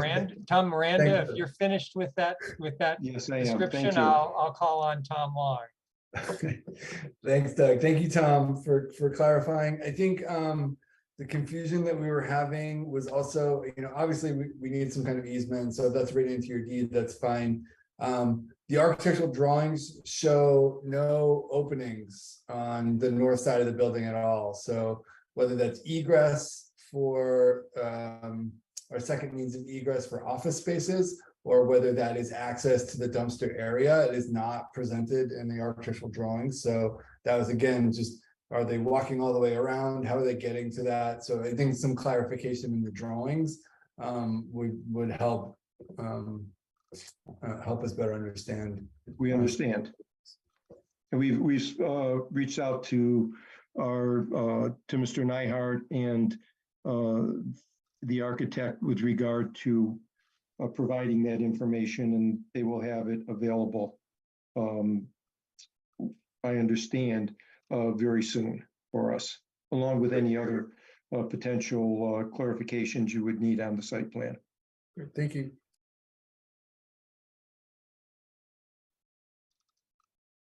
All right, Bruce. I guess we can keep this up. My question is a quickie about the fence. getting names here. Ryan, you mentioned, and the drawings show a 4-foot high chain link fence. Maybe we should go to the site plan that you had earlier. That will make it easier. Yes, well, actually, the lower one will be clearer. Could you scroll down? There. You've got to the note there, proposed 4-foot chain link fence to be installed along the top of the culvert head wall. And it looks as though it ends at the top of the culvert head wall. But the fence on the other side, I guess we were concerned as to whether the fence was going to continue and do more than just protect from the culvert head wall, because it's still pretty steep as you move along, and this property line, the diagonal property line, which is, I guess, there's a gate there that is a plywood gate. You say it's going to be removed, but the current site plan doesn't give any clue to the fact that the property line actually is this diagonal line here. It looks as though it just morphs off into the landscape. So my question, I guess, is how are you terminating at this property line here? Is there any fence here? Because it looks as though there's actually a driveway that continues through the parking lot and down along the river to the, I guess it's to the east, let's say to the right-hand side. Is there anybody has use? Is there any use that you need to service to the driveway that runs basically east here, or would you intend to put some fencing or something that defines your property line here and perhaps safeguards from folks wandering down here and into the stream area? Sure. So go ahead, Mr. Nelson. Yep. So that existing fence and gate is located right here, right off the edge of the parking that connects to the building. Yep. That's going to be removed. Yep. So any impediment to that barway, we'll call it, will be removed. I am not sure what the original purpose of that was or what that goes to service. I don't believe ServiceNet will require it. It is off property. One speculation could be maybe it was related to access for the stormwater easement to get to that culvert head wall. I'm not sure. Okay. But there would be no proposed fencing along that property line. The chain link fence for the head wall would end right where those wing walls of the culvert head wall stop. Okay. Bruce, are you thinking that it would be beneficial to continue the fence along some portion of the slope to keep? And I think Tom had a similar. I think I'll let Tom, because Tom and Andrew spent more time looking at that. I was part of their initial conversation, and then I went off looking at street lamps and other things. But it did seem as though that was a kind of a pretty gnarly space, and it looked like it looked like it wanted more protection. And I suppose that the 4-foot chain link fence around the top of the head wall is certainly a good start. And the question is, do we have an interest in extending it further? I guess we recognize that we don't want to impose undue costs on this applicant, but I would be interested in what my colleagues think about whether we would have an interest in extending that fence, whether we think we should have an interest in extending that fence or not. Mm-hmm. Tom, where are you on that subject? It's kind of a steep drop. I mean, I think from the top of that concrete wall to the water, and you could probably clarify, it's got to be 5, 7 feet, 8 feet, maybe down to the water, or it felt like that. It felt really high, and I don't think that the short slopes on the side of those walls are really going to do enough to protect. I mean, I'd like to see those fences, relatively inexpensive, I would hope. extending a little bit further along the edge of the water. I don't want to limit access to the water, so I think it's great to be able to walk down to it or walk your dog around it. I'm not bothered by that, but it's a really steep drop off right around that edge. So I would recommend exploring it in a site visit for safety reasons and not just for the Conservation Commission reasons, and maybe propose lengthening that on the south side, maybe to the property line, and on the north side, maybe another 4 to 6 feet to capture some of the really steep areas. But this is just a thought and a potential recommendation. All right. Mr. Nelson, you've heard a couple of members interested in looking at that. Is that something you could keep in mind as you prepare for our next meeting? Yes, yep, I'll talk with the applicant and figure out what their needs are and how we can come to a solution on that. All right.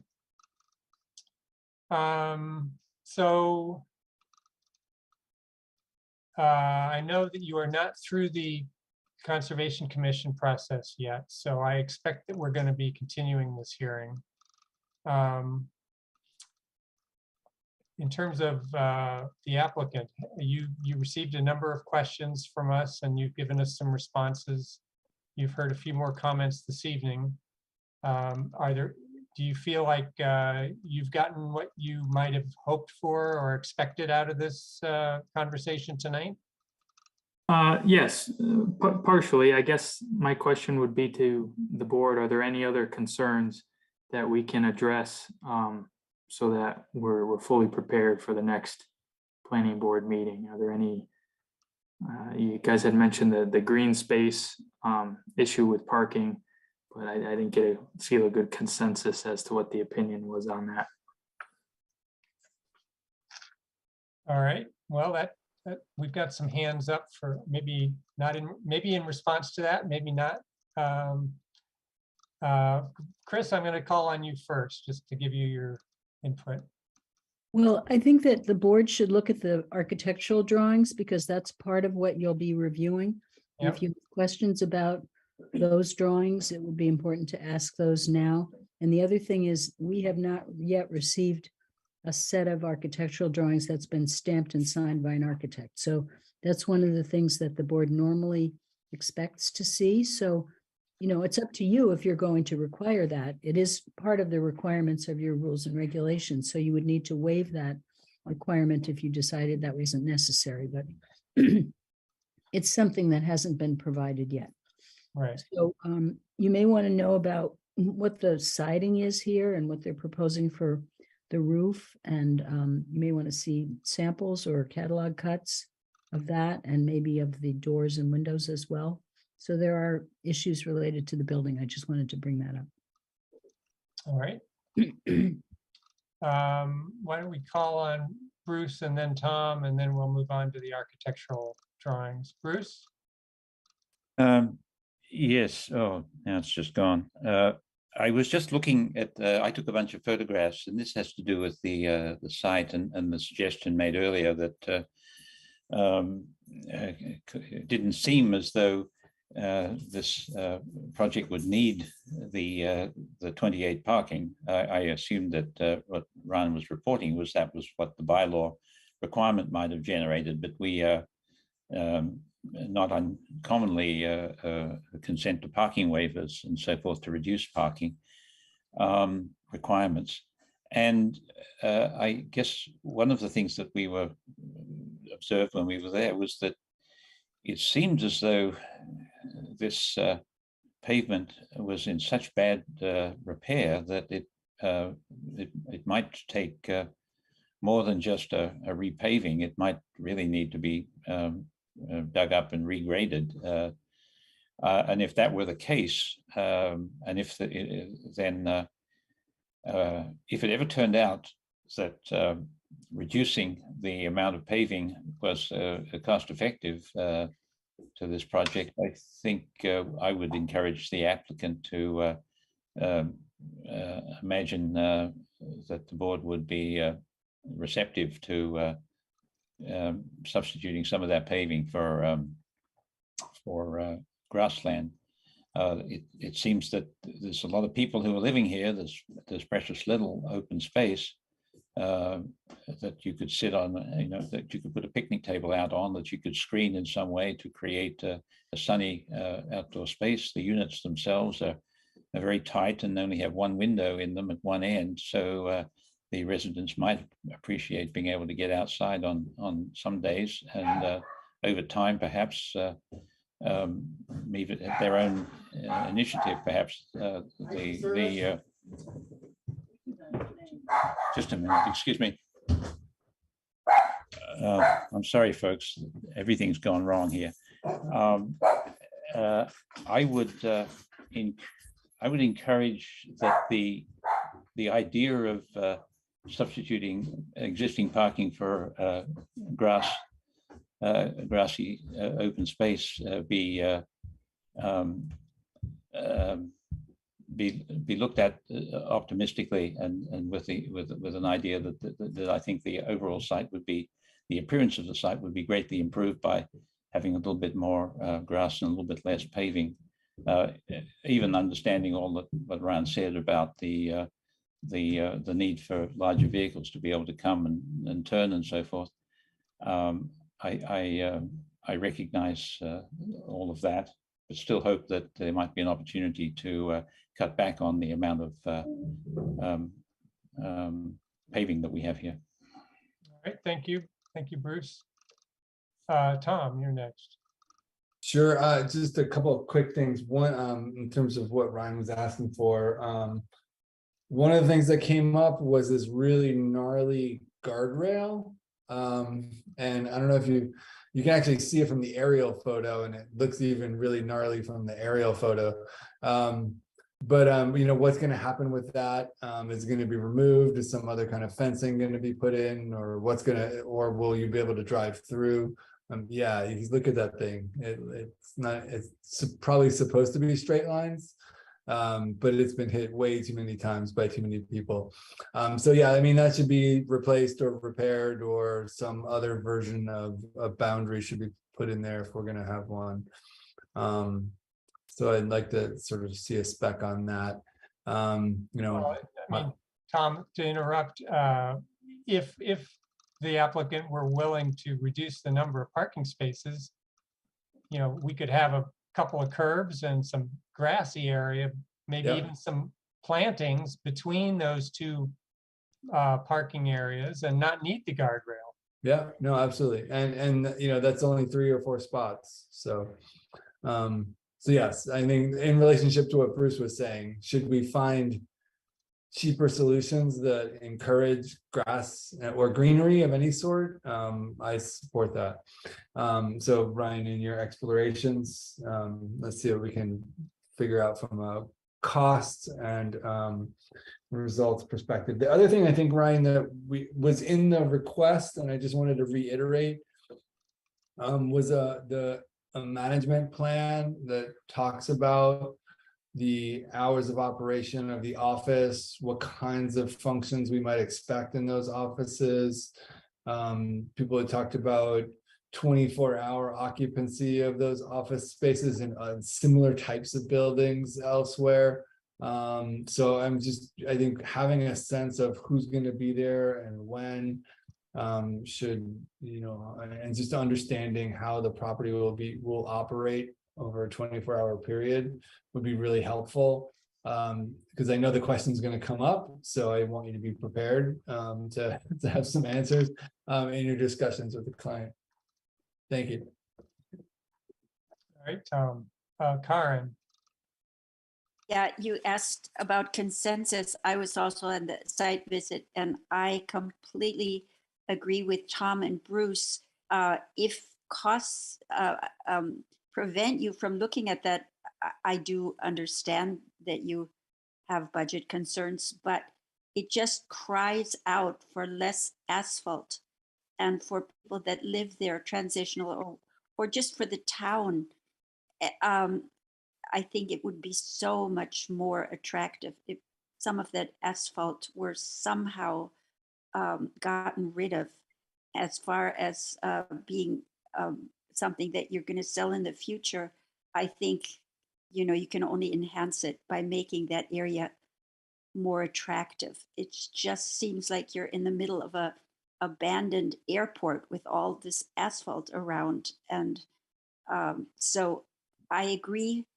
Please try to have people look at it and see if there's some way that wouldn't be too costly, that you could make it more attractive and have less of this unnecessary, unsightly asphalt. Thank you. All right. I don't see any more hands. I had one question. What's the mechanical system proposed for these units? And are there any exterior, condensing units or heat pumps or, other mechanical equipment that we're likely to see on the site? I'll answer Doug's question first. So currently, well, let me back up. In the comment report, it had mentioned utilities and HVAC systems on the roof. Those aren't present. Those are just vents. Everything is internal.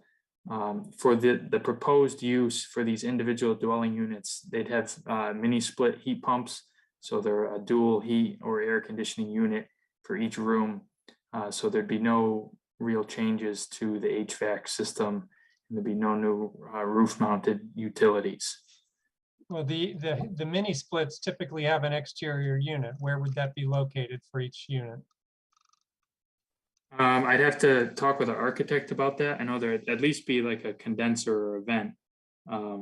So I'll have to review that and what type of vent or shield or facade would hide those. Okay. And then to answer the other members, they had some feedback. Thank you for that.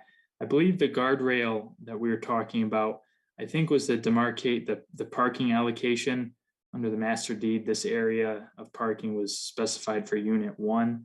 That would be my guess. We'll certainly talk with ServiceNet and see what areas we can compromise with, and perhaps do what you had mentioned, providing a green space in between. That would also, reduce the pavement area and perhaps not sacrifice prime parking real estate for the building. Excuse me, if I may. Sure. Attorney Miranda, yes. One of the concerns that I have, and I don't know the answer to it, but we'll find out, is as you understand, this is each of these 3 units in this condominium project has dedicated open space to their particular unit. And the question going along with what Ryan just said is the location of the guardrail and the cooperation of the owner of unit 3 with regard to removing it. So we'll have to, we're going to have to speak with that individual. I don't think we would have the prerogative of just going out there and removing or replacing that guardrail without some cooperation or approval from that other unit owner. Okay. All right, why don't we, Bruce. Yes, I guess maybe I'm confused here because the drawing that we're looking at has got a horizontal pink line that goes right through that parking area on the west side that ends, that is enclosed by this collapsing and twisted guardrail. But whereas the site plan that we looked at earlier shows the site plan includes that area beyond and above the pink line up to the guardrail. But Tom Miranda, are you telling us that the head of that western parking lot is not part of your property? Or No, I'm sorry, I didn't mean to convey that. The pink line, I believe, is probably from the assessor's map. The site plan accurately shows the dedicated common area for unit 1 that is hopefully owned by ServiceNet, but that borders upon unit 3, which is to the north. And so there is the location of that guardrail, the purpose of that guardrail, when it was installed. I believe we're going to need to communicate with Unit 3's owner and find out what their position would be on us removing that guardrail. I can further add to that. As Tom said, the assessor shows these lines and they roughly demarcate the unit split lines on the master deed. However, this is all technically one property. There aren't separate parcels. Yeah, so it might be useful for you to come back with a larger site plan when you return that does delineate more of the context for the project and the parking. Bruce, have we satisfied your question of the moment? You have. All right, thank you. Chris, you're next. You're muted, Chris. I'm sorry. Sorry. One question that we had is what comprises the property here? And we have old A&R plans and different things in our office that show a lot of these property lines. But we felt that you really needed to show the whole property. And in fact, we did not include 10 Belchertown Road in our legal ad. So I think we may need to actually go back and re-advertise this with 10 Belchertown Road put in, because now you're saying that that parking that is to the, I guess it's sort of the southwest of the building that we're talking about, is part of the parking for this project. And you're also saying that the dumpster and enclosed area on the back is part of this project. And we see that the protrusion towards the west, where the office space is going to be, is part of this project. And all of those things are on 10 Belchertown Road. So I think what we need to see is a whole plan showing the whole property. And then, you know, if you wanted to demarcate it as to which it belongs to units 1, 2, and 3, that's fine. But we really need to understand the whole property. And then we also need to understand the issue of lot coverage and building coverage. And I think Ryan made a comment in one of his emails to me recently that that was covered in the master deed. So we really need to understand lot coverage and building coverage, because if you're changing it, if you're making it more lot coverage and it's already non-conforming, then we may need to invoke some other type of permit. So it's better to give us more information. Things will go faster if we have more information rather than having to keep asking these questions. Thank you. Well, Chris, the lot coverage was one reason I was asking about the mini splits. You know, we had that project down in South Amherst where the mini split pads were part of the lot coverage to make sure we were, you know, within the limits. And so I guess I would sort of add to your comment that this feels like a very minimal application. The drawings are really sort of dense and kind of hard to penetrate. You know, we don't have any demolition drawings. There was a statement that there's really no changes to the exterior of the building, but you know, you have mentioned in your site plan that you've removed one of the entrances. That entrance, the east entrance, has a architectural canopy over it, so you really are altering the building. And so, yeah, I would encourage you to come back with a more robust set of drawings. And If I may, so why don't we continue and go through the architectural drawings and talk and see what you've got for that. I have a question, Attorney Miranda. This directed to Chris's comments. The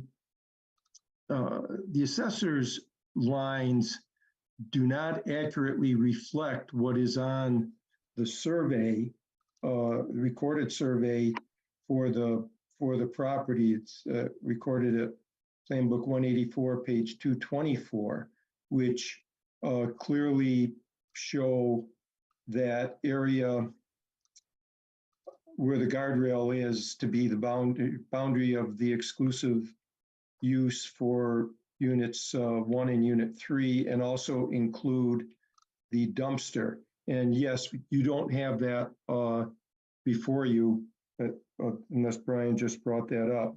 But so, Chris, you indicated that this was part of 10 Belchertown Road, but if this is all part of Unit 1 that we're purchasing, I don't understand why 10 Belchertown Road would be included as a requirement under the notice. Well, may I speak? Yes, Sure. yes. Looks like Unit 3 is called 10 Belchertown Road, and the lines that were on the plan that we looked at previously showed that some of the work is being done in that area, namely that parking area that's to the southwest of the building of Unit 1, and also whatever is going on in the dumpster area. Those are occurring on the property that is associated with 10 Belchertown Road. So when we asked for an abutters list, we didn't ask for an abutters list for 10 Belchertown Road. And these things show up as different map and parcel numbers on the assessor's maps, and we need to notify abutters within 300 feet of all the properties that are being affected. So I feel like we're going to have to go back and republish the legal ad and re-notify the abutters, because we didn't have a full picture of all of the properties that were being impacted. And I understand what you're saying. You're saying that, well, these properties are, they're even though they're shown differently on the assessor's maps, they're shown all together on this map, but that's not how our notifications are done. They're done based on the assessor's maps. So it appears to me that 10 Belchertown Road is being impacted by this because of part of that Unit 1 parking lot is shown on the north side of that purple line. So I guess isn't some of the problem that from a town perspective, the addresses correspond to the assessor's plots? that's right. And, but it sounds like the applicant is saying the addresses are, correspond to the 3 units. Mhm. And the 3 unit delineations are not the same as the assessors. I mean, I'd like to see a map that has both boundaries on it, so that we can really understand it. Maybe there's no work being done at the dumpster, but it looks like it's part of a different address. And this map is something that we haven't seen. Nobody has submitted this map that is being shown now. So we would request that you submit this map to us as part of the submittal for the project. If I may, Mr. Marshall. Yes. I don't have a hand to raise. That's why I'm put on my screen. I understand what everyone is saying, and the survey that is shown on the screen was approved by the planning board, and it does delineate Unit 1, including the dedicated area exclusive to Unit 1 with the dumpster and the entire parking area within the guardrail.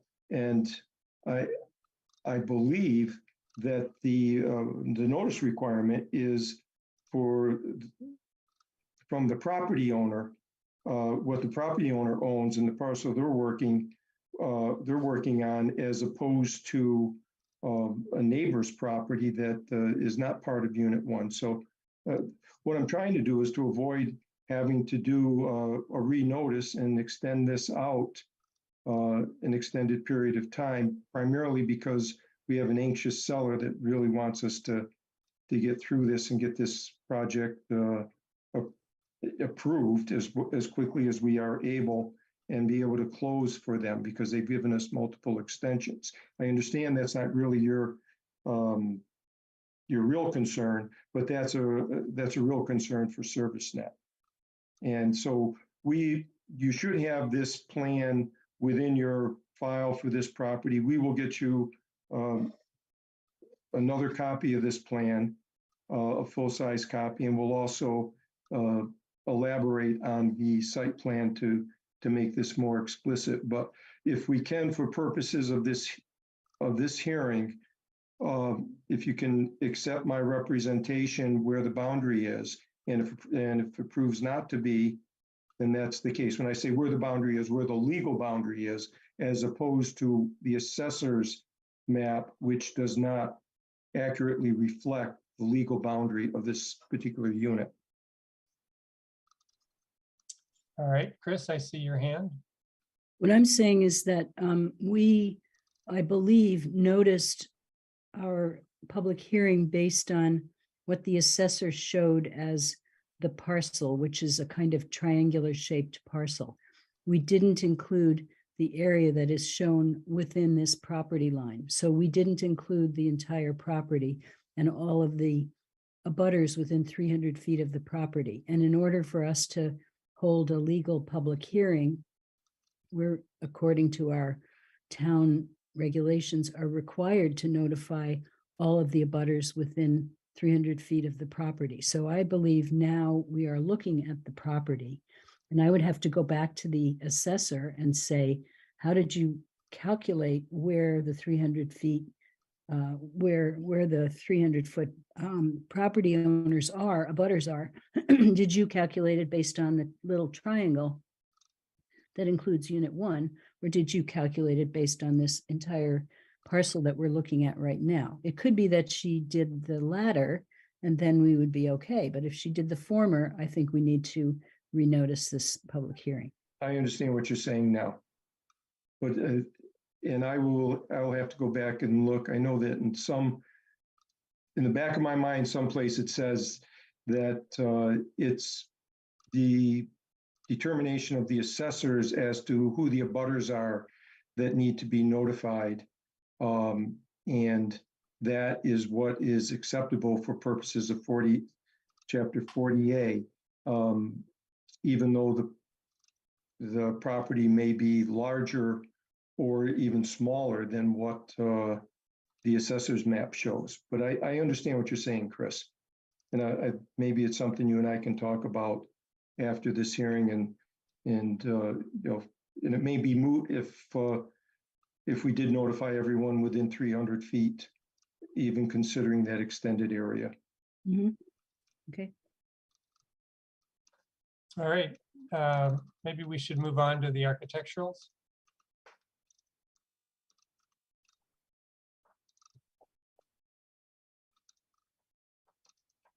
All right, does anybody from the applicant team want to describe this, or should we ask questions? This is Ryan. So this top view would be looking at the southern side of the building from the parking area. This is the existing entranceway. It's going to be reconfigured. What is not shown are the ramps and the handicap walkway. And then the existing entrance to the east that would be removed is somewhere in this region. And then these are the proposed new entryways, 12 units, and then one office door here in the center. Will there be a survey as part of the final application? I guess I'm curious about how many steps there are up to the doorways, and whether there'll be handrails on those landings or not. Yeah, so on our site plan, let me find it here. Where am I? So on our site plan, we are showing railings along those elevation changes of the ramp. There are railings on the stair access points here and located here. And then these units all on this east wing would have stairs, so not ADA accessible. And there'll be railings on those stairs? Yes, there should be. I may not have them called out, but that was the intent, yes. And will we at some point get any glimpse of what kind of material they are? Yep, I believe, let me see here. or, I mean, is there likely to be an architect involved who can assure us they comply with the Mass Access Board for railings and that kind of thing? Yep, on sheet 3, we provided details of the curb cuts for the access way and the ramps, as well as a spec for a typical railing and how it would go along the stairs. Okay. Bruce, I see your hand. Yes, I raised my hand in relation to those elevations and plans of the building. So if we can go back to that, the question simply is, do I understand that what you've shown us here, at least as far as the elevations are concerned, are elevations as the existing condition? And so what we need is, along with this, we need another set of elevations that show and note the proposed scope of work.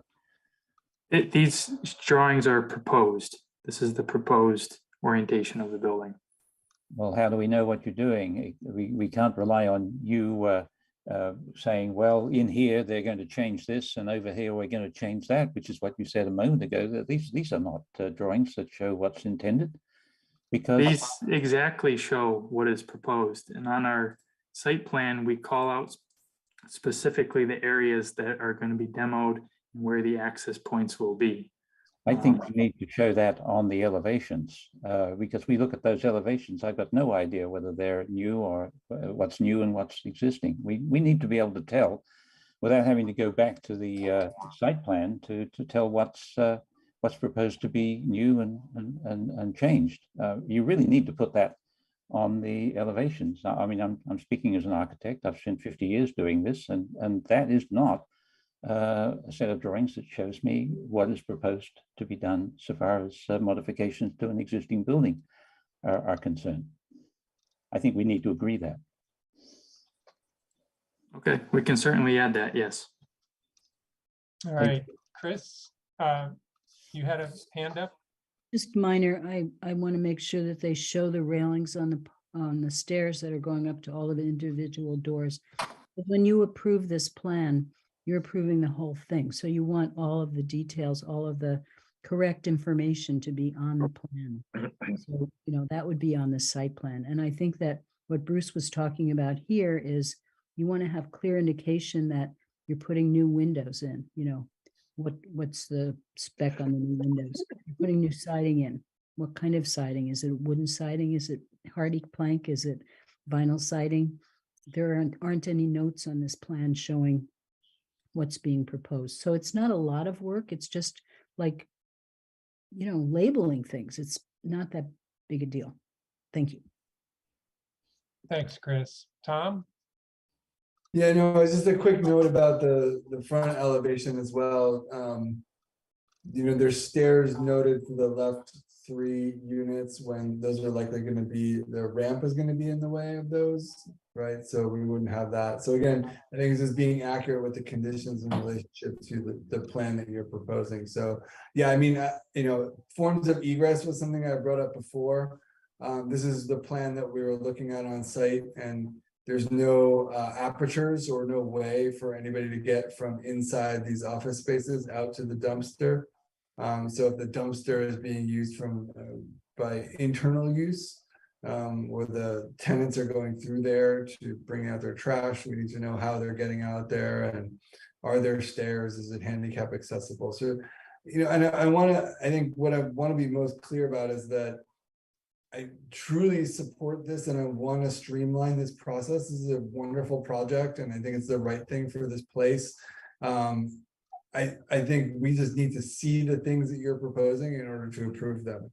So let's just try to get as much information in here as possible so we can move this through as quickly as possible. Because again, I strongly support what we're trying to accomplish and what ServiceNet is trying to do here. So as much information and accurate as we can get would be fantastic. All right, thanks, Tom. All right, Ryan, why don't you scroll down and we can take a look at Tom had a couple of comments on the plan. Does anybody else have a comment on the plan, or should we move on to the next page?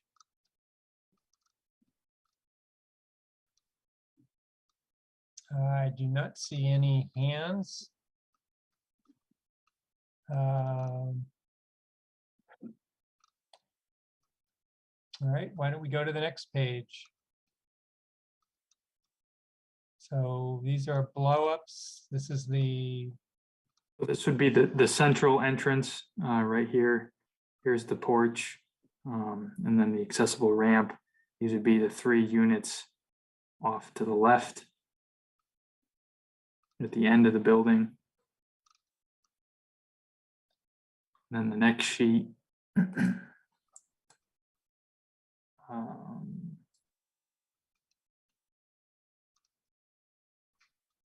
So these are those 3 units to the left. This is just a further blow up of that, I think. well, this is the 2 central units. Sorry, yes, the 2 central. Yep. Central office with the adjacent accessible unit. What's for the office entrance, you come in, is that the laundry room with the washing machines to the right as you, so you walk through the laundry room to get into the office? Yes.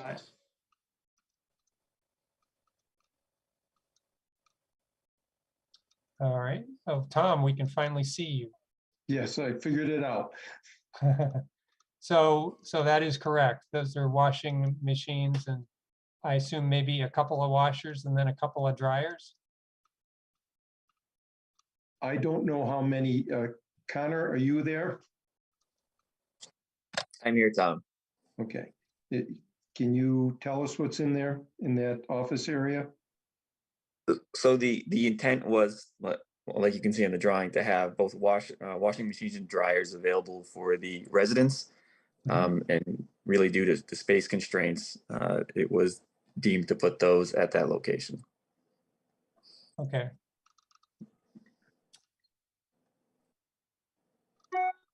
So I see 3 enclosed offices, and the stairs that are within the office suite, those go downstairs to the basement that is unoccupied, is that right? And so that's purely for service and maintenance? That is correct. Yes. Okay. And then a conference room. So do you know, is this a 24-hour office or is it a business hours office? I can speak to that. This is Connor from ServiceNet. It is not going to be a 24-hour office. This is an outreach program. The outreach counselors typically work between the hours of, let's say, 8 and 6. The only necessity to have somebody there after those hours would be if there was an emergency. Okay.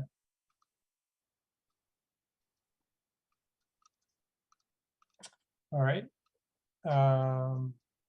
I guess we can move on to the next slide, next page. All right, and then this is the eastern part of the complex with all the non-accessible. Actually, it looks like there's an accessible unit at the left-hand end of this plan. And then the rest of them are not accessible.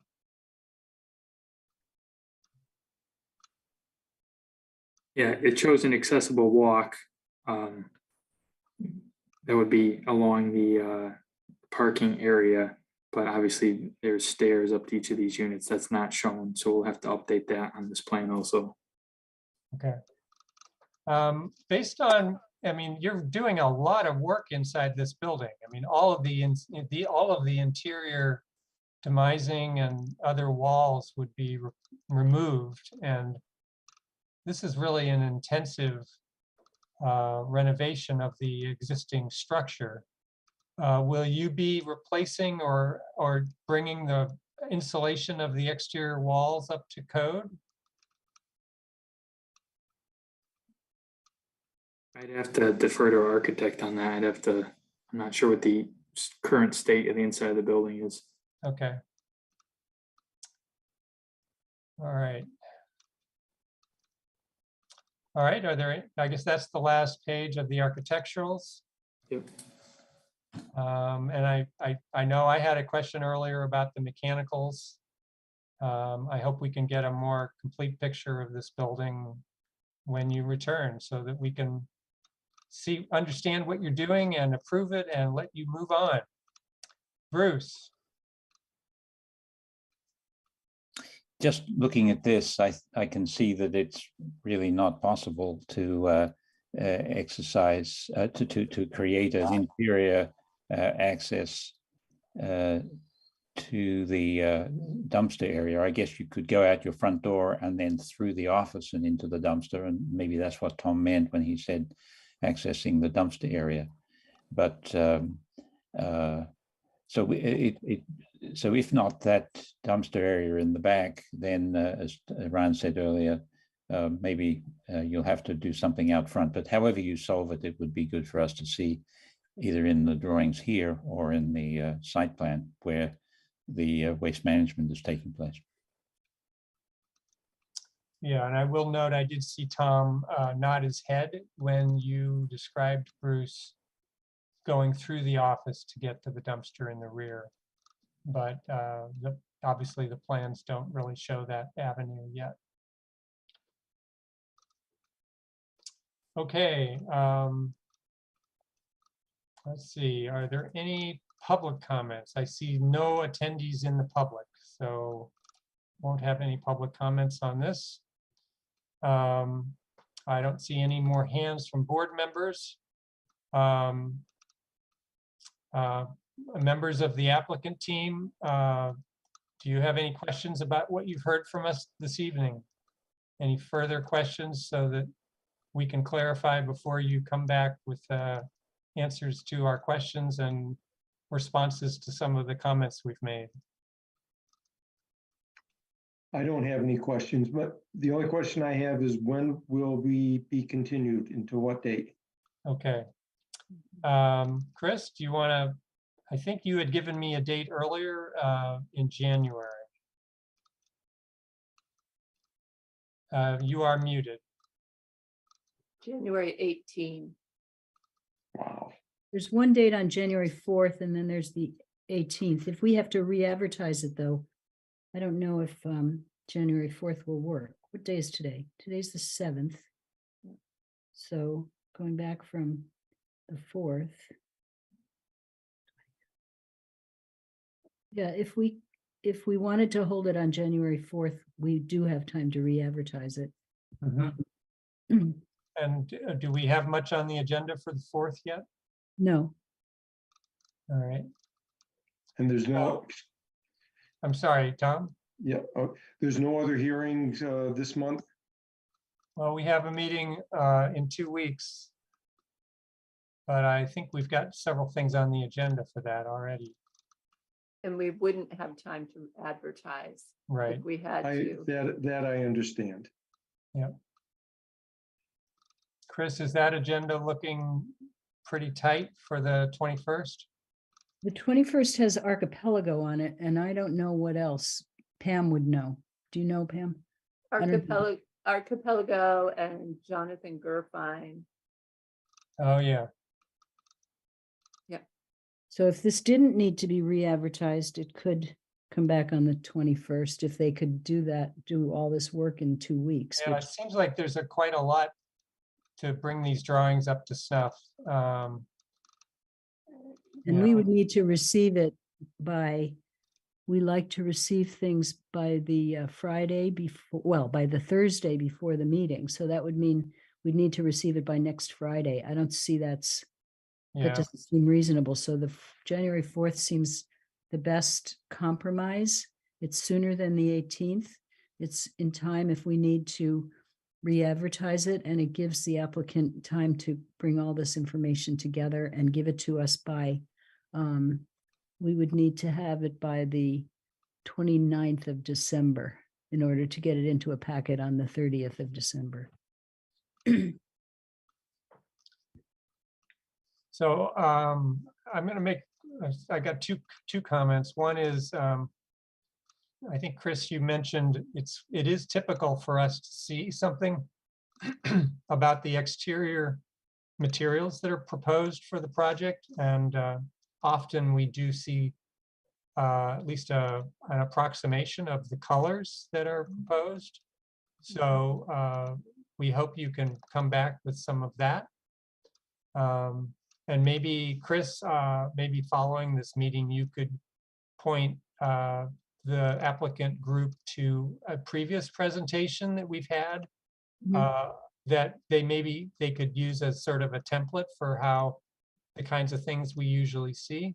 And then I guess the other comment I was going to make was, maybe we should just go ahead and have a motion to continue to January 4th at say 6:35.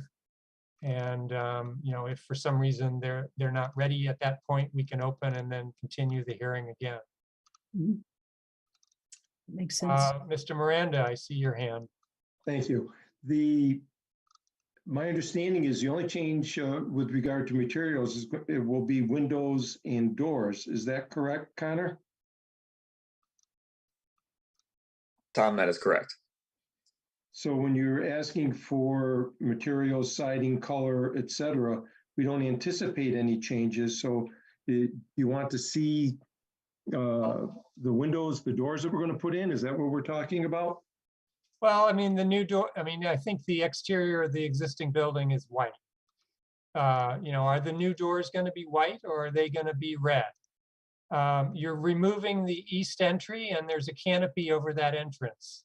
Are you just going to patch in where the new roofing where you've removed that canopy so that there's a patched new asphalt roof in the midst of the whatever age the rest of the roof is? Or will you be re-roofing the whole building? I think, the handrails, are they stainless steel? Are they glass? Are they painted wood? The new walkways, the accessible sidewalks, are they asphalt or are they concrete? Maybe that's already in the site plan. Okay. Thank you. But it's like, give us a sense of how it's going to be at the end, I guess. Okay. All right. That was my question. Thank you. Okay, great. So I see, Bruce, I see your hand, but I'm going to call on Chris because she put her hand up. I think it would be a good idea to have a catalog cut of the windows and a catalog cut of the doors, so you can see what is being proposed. And I think the board isn't going to get too picky about color, but what the thing actually looks like, I think you really want to know. And any fencing that they're going to put in, you want to know what that looks like. So it's really more materials, and maybe you're going to care about colors too, but that's probably lower on your list of priorities than the actual look of the materials themselves. Yeah, at the moment, the exterior elevations that we have are pretty small and not annotated at all. We typically would see maybe a little more detail on a section of the elevation and, indicating what's new and what's existing. It seems like with all those new doors and windows that you're putting in, you may end up thinking you should re-side, replace the siding. But maybe not. Bruce, I see your hand. Go ahead. Oh, Doug, I defer to anyone else because I was simply going to say so moved to that motion constructed. Okay. Which was basically moved to continue to the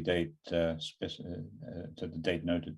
January 4th, about 6:35, I think we said. Okay. Tom, is when your you're hand ready, a second? the motion. I second that. All right. So board members, we have a motion seconded on the floor. Are there any more comments from the other board members? You guys have been pretty quiet. The three of us have talked more than anyone. I have one quick comment, Doug. Sure, Tom. I think, and we're not really looking for like really concrete demo plans, but the existing elevation over the entry has an arched or swooping roof, and your proposal has a flat or flat seam across the top of the roof. And I think that's going to require some kind of material change and construction change. So I think seeing some existing elevations might be helpful, and sort of noting what's being changed. So Agreed. And I think Bruce said something similar earlier too. okay. So I think the three of us are on at least the same wavelength.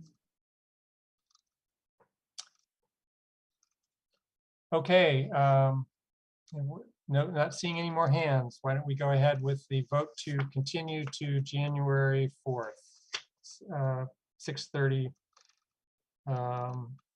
So Bruce? 6:35. Aye.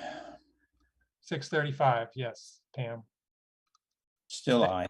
Thank you, Bruce. Tom? Aye. Johanna? Aye. Karen? Aye. And I'm an aye as well. Thank you, everyone. Thank you. Yep, thank you, everyone. Have a nice night. Okay, you too. All right. Time is 9:18. And moving on to the next items on the agenda, we're on to old business. Topics not reasonably anticipated. No Chris, old business, anything? no old business that I can think of, unless Pam can think of something. Any No. new business not reasonably anticipated? Well, I wanted to tell everybody who hasn't heard that we are losing another planner. Our lovely dear Maureen Pollock is moving on to become the planning director up in Montague. And so we're really going to miss her. And so that's not such good news. It's good news for her, but it's not good for us.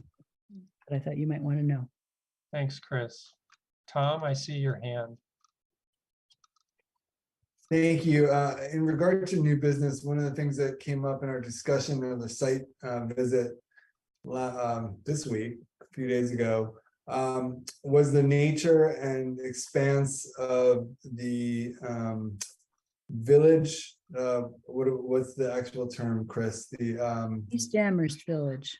and expanding that zone further down Route 9 or Belchertown Road to include some of the new developments that are there, as well as a property that can potentially become places for food growth and or co-ops and or shops that would allow for fresh food to be accessed by all of the residents in that area within walking distance. So there was a request that I was told we would have to bring to the board in new business to ask the planning department to explore what the implications are, would be to expand the village district further down Route 9 to the south. And where what impact it would have on neighboring zones, and what impact it might have on that particular zone itself. This is farther southeast on Route 9. Correct. Not down east southeast street. No, down Route 9, further down toward, because there's further development of residences down there, and more density being brought to that area.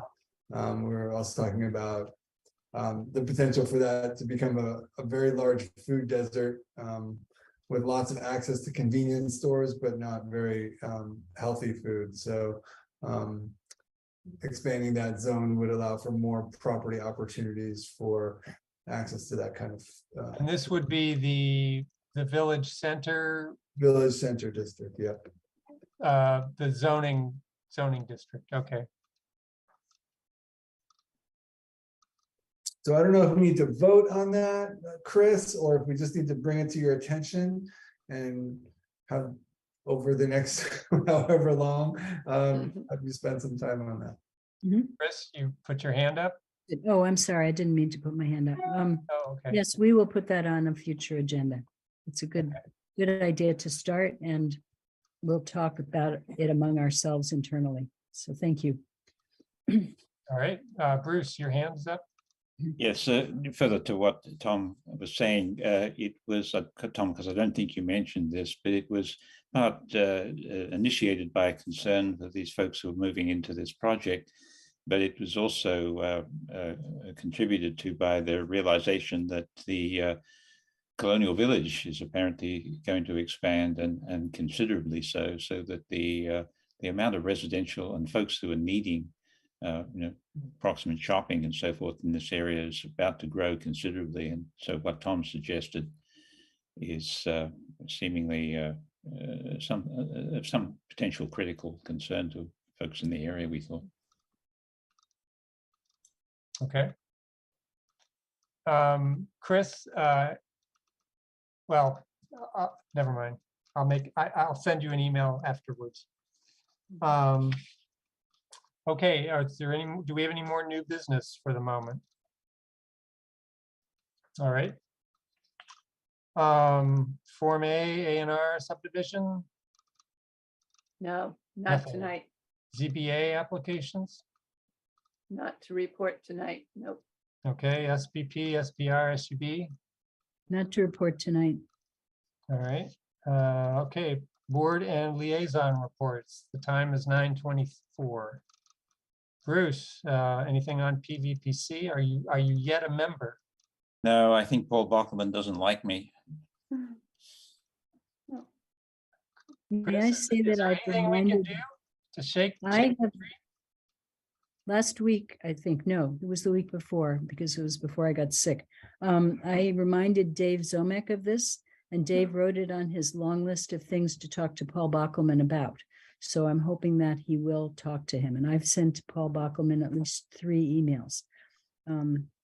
It may be worth it if either Doug or Bruce himself prompted Paul. Well, I could send Paul an email. That would be helpful. Yep. Okay. Because Bruce was nominated to this on September 7th. Okay.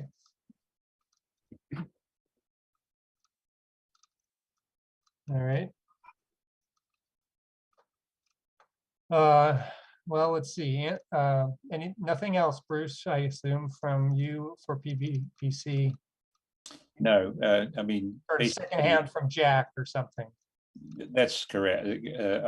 We've all been forwarded the material that Jack sent. So in some respects, we're being kept apprised, but I'm not formally there yet. Okay. All right, and Andrew is absent to talk about CPAC. Tom, anything on DRB? Nothing new. We have a meeting on Monday. Okay. Janet's absent, so we won't hear about the solar group. Chris, do you know anything about the solar bylaw working group progress? Oh, I do. And I go to all of their meetings, and they had a very good presentation by Jonathan Murray of KP Law.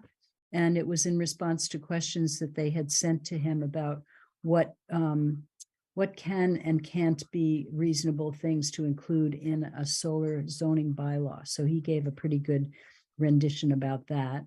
And he had also given a presentation to the Zoning Board of Appeals a couple of weeks before, which I think Doug actually attended. Yes. And that was very helpful. So we're amassing as much information as we can about solar and what is reasonable or not reasonable to include in a bylaw. Okay. And then Chris, anything on CRC?